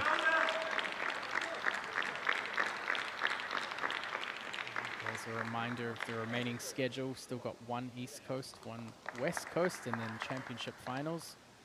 mltt.com/tickets to get your passes and be here. Check it out in person. Jinbao surging back here. 1 point away from a golden point. This from a psychological Okay, so standpoint. I'm going to throw another thing out there. I just think also he's a slow starter. Look at the U.S. Open beating Eugene Wong. Yeah. 0-3, comes back, and there's not enough games in an MLTT singles match to spot your opponent 3. It's over. Yeah, exactly. Well, so start slow in this one, and now we're at 10-10 with the serve. Can he deliver?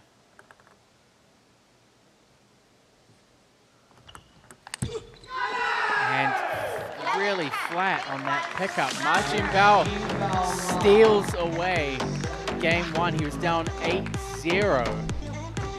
What a performance to come back and clinch that. I think we've seen similar patterns coming from the spinners players with Hagberg, now with Jide, and also in the mixed doubles a little bit as well, trying to be so aggressive against that half-long ball. Lightning strikes, Ma Jinbao comes back, takes game 1 to the Bay Area Blasters. We've seen I'm not going to call it the hometown jinx, but it seems as mentioned the expectations. It's a jinx. And wanting to, I mean, the only team that's had a chance to really do something along those lines was Portland, is where expectations were so low of trying to just get some wins, and then the crowd, Jiwei Sha, Kole, everyone just delivering. Yeah. So yeah, I mean, you can go back through all of them. I mean, Texas didn't happen. Chicago didn't happen. Florida's had 3 opportunities to lift their game on home ground. Didn't really happen. Well, next session in Princeton, pressure's going to be on the Revolution.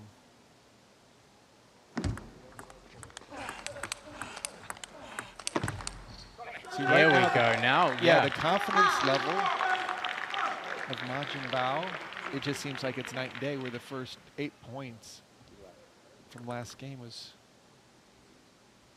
he's still on the plane, but right now, what type of run is this?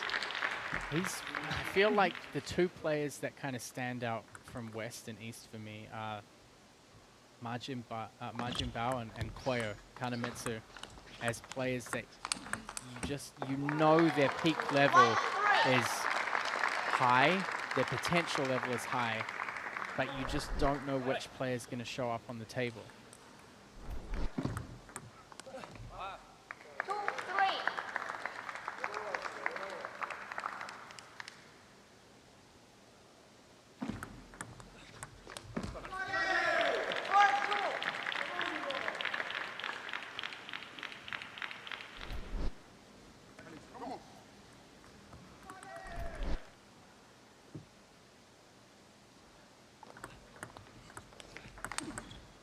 That's a nice backhand punch. It got at least 3 people in the stands to mimic the stroke. They like that punch.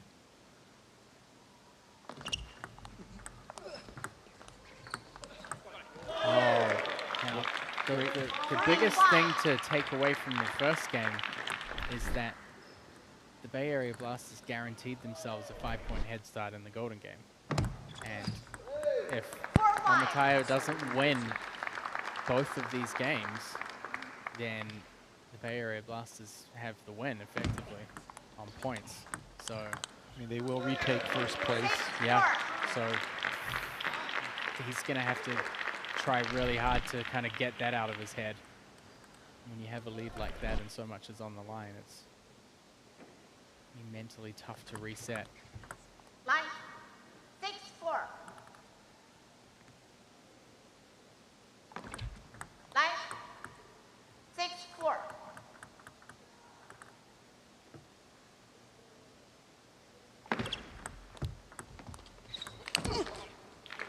7-4. Again, really aggressive from Amateo, just not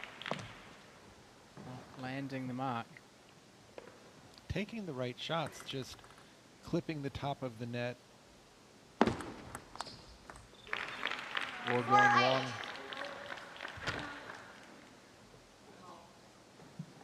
This is a tough timeout here. It's almost like Timeout call. What's the timeout? trying to Take your right time. I'm just kidding. How many do you It's get? going, yeah. But this only game, 2 can be used before the golden game. it's going to So be Remember, tough to heavy come back one from. timeout during the golden heavy game. spins. You A lot get of more points, interesting heavier questions spins. here. You slow down the ball a little Anything bit, come but to you mind? load it with Anything you guys spin. are curious about right now? Talk to me. Okay. Close the table is giving everything to your backhand quarter. And then when you go back a little bit, then you go. Good question. In certain parts of the world, ends Play, in try a L's. little No, bit I'm of just it on the, kidding. Because in the middle, on his a let body. means stop. Even with the serve. Essentially. Okay. A let could be for anything. Hypothetically, if there Trust were a power yourself, trust outage right yourself. now, they would say lead, and Trust it would have yourself, nothing to yeah. do with the net. But one form of a lead is if the ball touches the net on the way over. So we'll see if anything comes off the back of this timeout. Tough position to call a timeout, but I think they know that this game is all or nothing now. Here we go. Probably should have called it a little bit earlier. 4-8.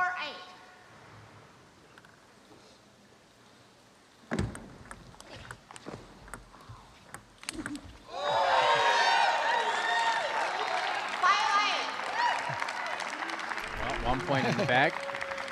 Forehand chop and a backhand winner. The classic 1-2 combo. And he's got to get in on those shots. We haven't seen the execution rate from him that we're probably used to seeing. But that doesn't change anything. You can't not take the shots. I think that was Hagberg's biggest downfall, was that when he realized he needed to slow down, he kind of just switched off. Right.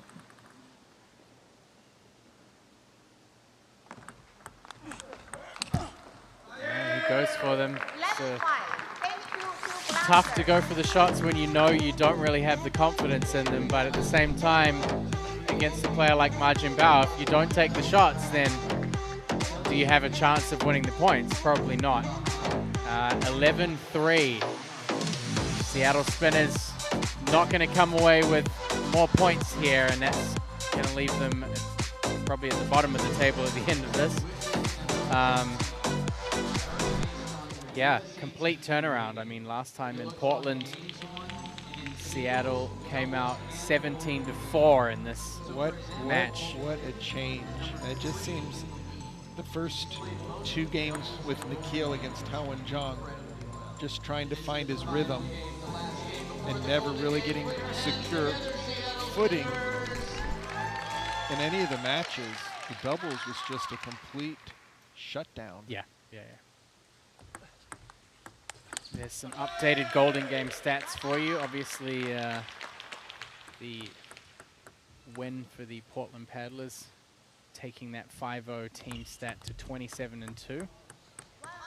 So we already know that Bay Area will go in with a 5-0 lead. 93.1% 5-0 leads up until this match now has resulted in a win for the leading team. Two matches haven't. And Seattle have been involved in one of them, where they had a 5-0 lead and lost to Portland.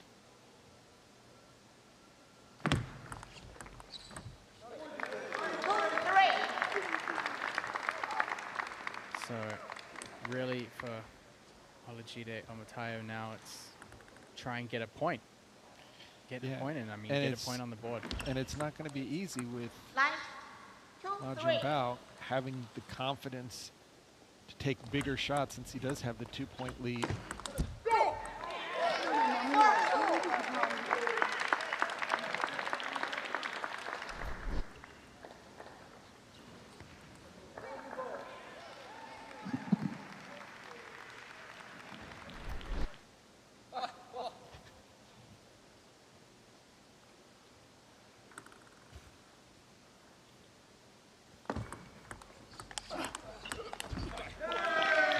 miss hits. I think if he took a little bit more time to line the ball up, he could probably play with the same amount of power. It just seems like he's rushing to the ball. I mean, the difference with Jinbao, he's always looking to play the next shot afterwards. Yeah. As he attacks, he's ready. It's a constant attack. Yeah. It's like watching a snooker player with the cue ball placement. Yeah, just every single ball is, where's the next ball going to go and where do I have to cover? With Omataya, he's making big shots, but if they come back, the chance to have another quality shot just goes down dramatically. And well, you can see on screen there some of the great support that we've had from Snohomish County Sports Commission and the city of Everett. We've obviously already had a bunch of fun here in these matches. We've been very privileged to have the Washington State representative here to start the match, so great support from the county and the city. The players have just had a wonderful time. So welcome, coming in early for practices, and again, so much more action ahead. This is just day one. Spinners could use some extra help. And now Omataya getting into game 3 here.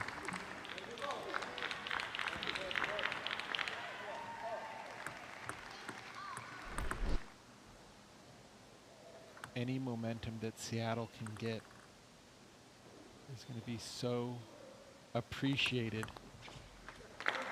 Nice serve. Jinbao mixing it up. Reverse forehand pendulum. Short to the forehand, out to the backhand. Takes 2 points on his serve.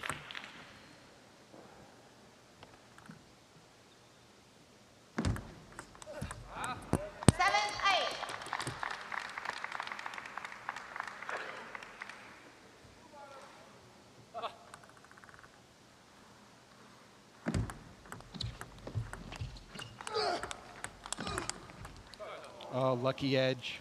9-7.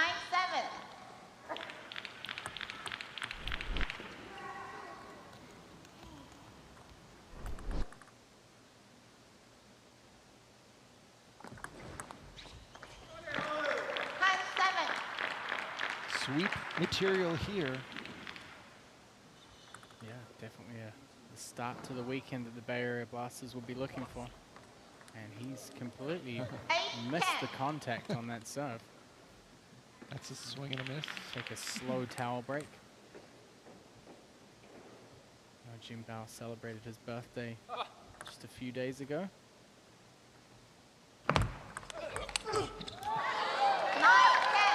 There's a present for him from G-Day. Nice big forehand out to the corner. They're going timeout right now. They do not want to see a golden point. Well, I mean, there's no harm, really. They've got a timeout. Use it, yeah. Get this locked in. Maybe do the same, but put heavy spin on the spin. Last time he was in before that, to my knowledge, he was representing the United States, and he made it all the way to the quarterfinals. But a major event, only narrowly losing shaking his head there a little bit. Good setup, okay? It's your serve. Now fighting to make it to the semifinals of the World Championships. There's a chance here. G-Day does have the serve in hand. Getting reminders from Coach Luba Sadovska and Nikhil. Focus on heavier spin. Maybe just slow down a little bit. Get the shot in. Work the point. I think the thing that he's kind of forgetting is that his 70% is just as powerful as maybe Jinbao's 100%.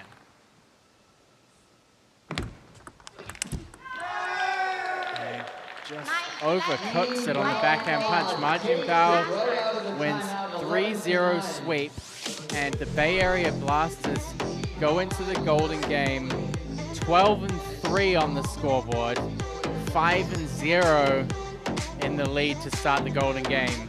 If they can take 6 points here in this Golden Game and win 18-3, that will shake the leaderboard up, not just for tonight, but for the whole weekend.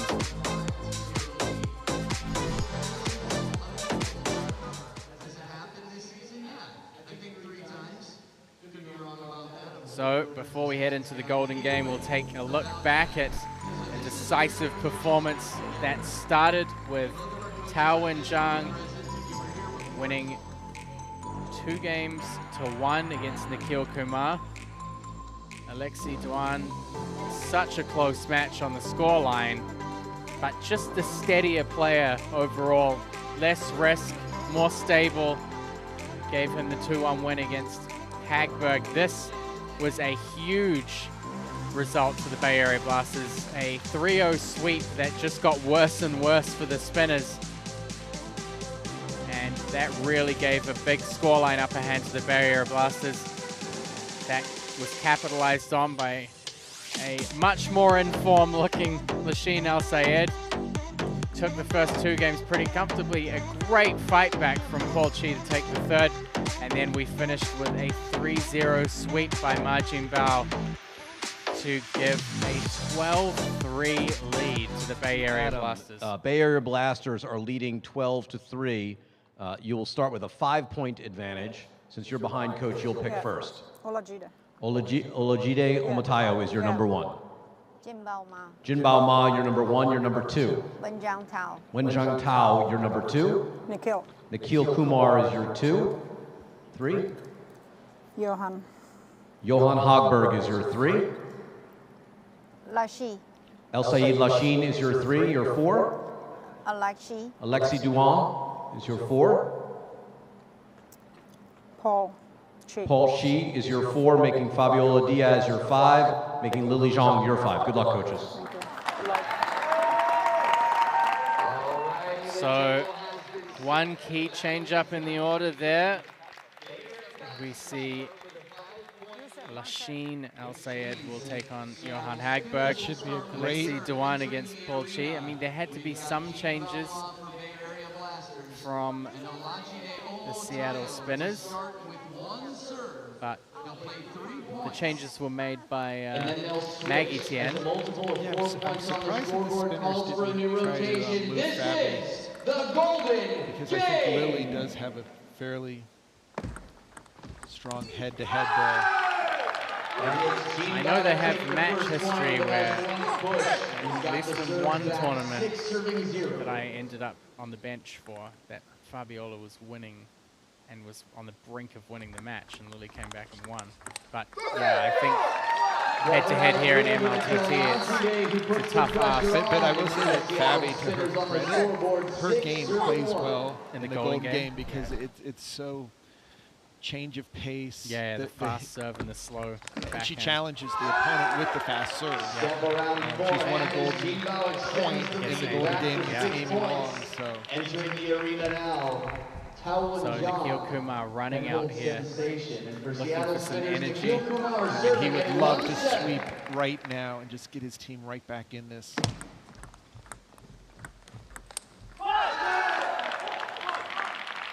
And carries this long. Tao Wen-Zhang takes the points.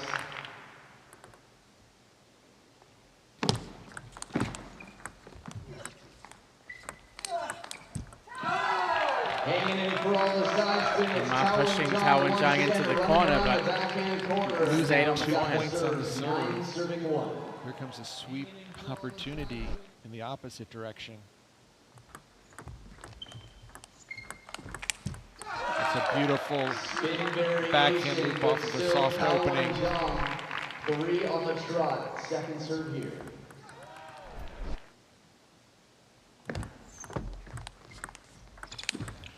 And not phased at all by the chop block. She just blows it out of the water. That is some serious power by Tao Wen-Zhang. No backswing. That ball just, this is going to be a fun matchup right here.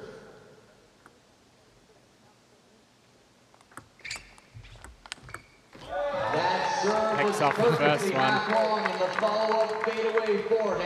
have a feeling Johan has made that sequence before. Looks like we're going to get another look at it with a slightly deeper serve. Long serve and deception on the contact. So far the serve variations of Hagberg. With an 11-3 serving opportunity. Helping him out a little bit here. Oh, break off the top of the net. Some of the fortune coming back to the home team. 11 serving 4. Seattle support there.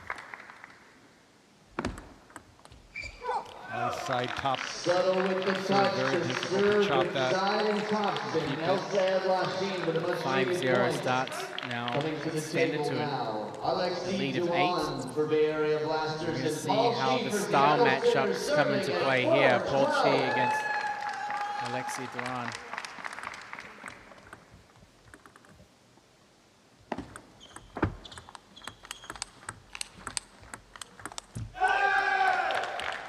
Alexei just does a much better job of moving the ball around. Paul's got great technique, good shots, but just doesn't seem to be able to set them up against so many different styles. But look at that serve. Fast with topspin, and jumping Paul deep. Chi gets an outright point on serve. 13 serving 11, Duan to serve. Great serve from Paul Chi.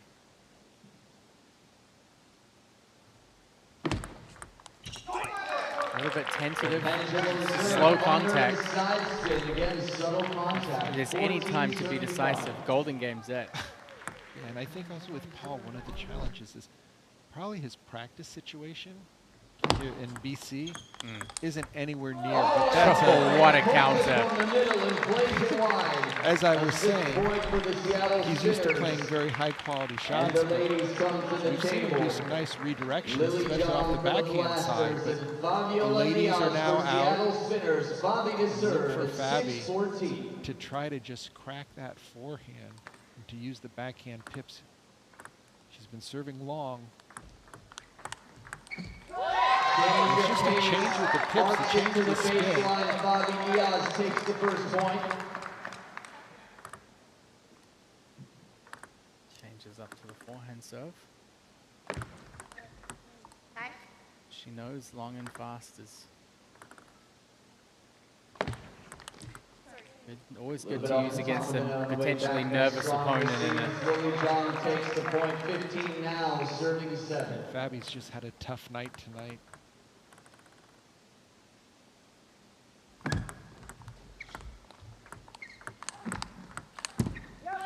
Nice block, move the ball around. Back, changing the rhythm, Fabi takes the point, 15, serving 8.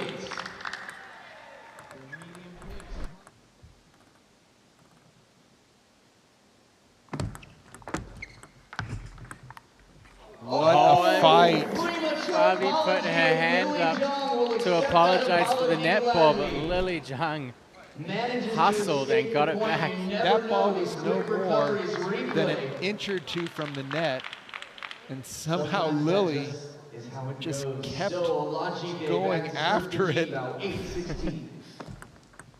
She's definitely had a couple of moments tonight, Fabi. Jinbao continuing his dominant form. This is the Ma Jinbao we've been waiting to see in Major League Table Tennis. A 10-point lead now, Bay Area Blasters, and the serves with Jinbao.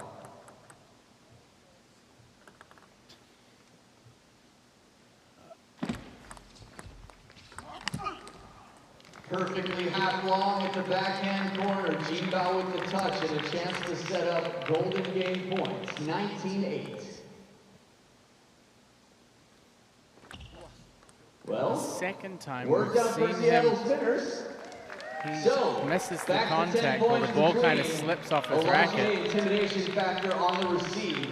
And now it's Nikhil Kumar to serve. So Nikhil Kumar will get another chance to try and pick up some points here. And the chop block pays off this time. It was short enough not for Tao to have a chance to take a pot shot at it. Oh, re-gifting. It's just been one of those nights for the spinners. 20 serving 10, Tao and Zhang with golden game. You said it wasn't a hometown jinx, but and Tao misses it. Nikhil Kumar staying alive. He'll probably want to get one more point in so he doesn't have to be the player on the table.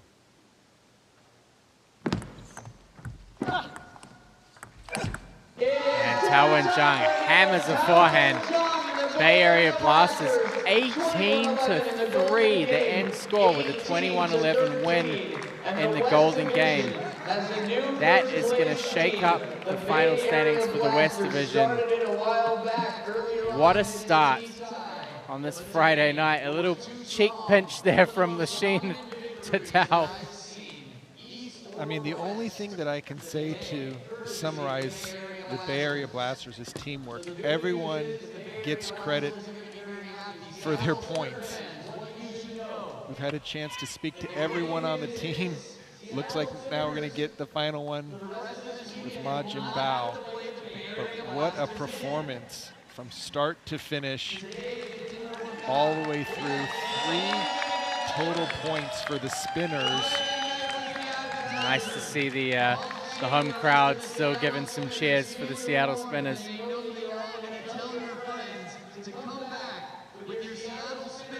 But first, we're going to head down and have a chat with Coach Maggie Tian.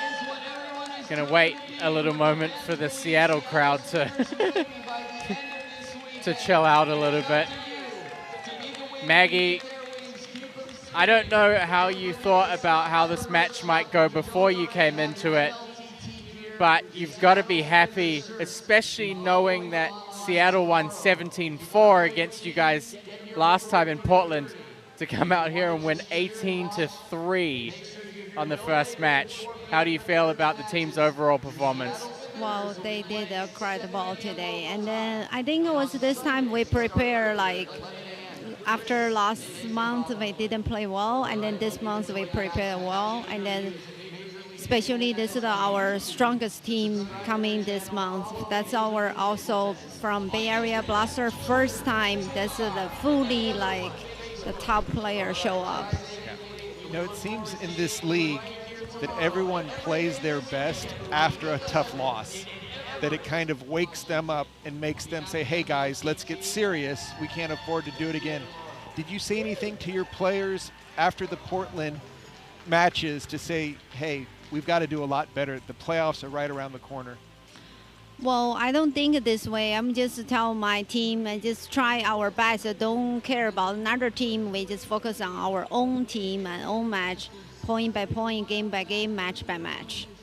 And the one player that I wanted to ask you about is Ma Jinbao. Obviously, outside of MLTT, he's played amazing. And you've put him in some, obviously he's in the AB position. You've put him in for some tough matches. He's kind of struggled. I don't know whether it's a mental adjustment, but this performance from him was probably the most decisive we've seen. Do you think this is the start of the movement for him to get you guys over the line? Well, for me, I think he's not like fast person because the MLTT just finished 3 games. Yeah. So after 2 games, he got like stuck, he got like nervous. But if you play best of 7, he was one of the best player in the world. So I think it was then first. I think he also just came back from China, so he had jet lag, and then he said that like first like couple points he feels sleepy, and then also today he's the last one play, so he feels like sleepy and jet lag. So and then after he came back like crazy. I'm like, I don't even believe. So my whole team even not believe. So yeah. Well, congratulations. It's a great start for you guys for this weekend, and we certainly look forward to seeing more good results from you guys. Hopefully. Thank you.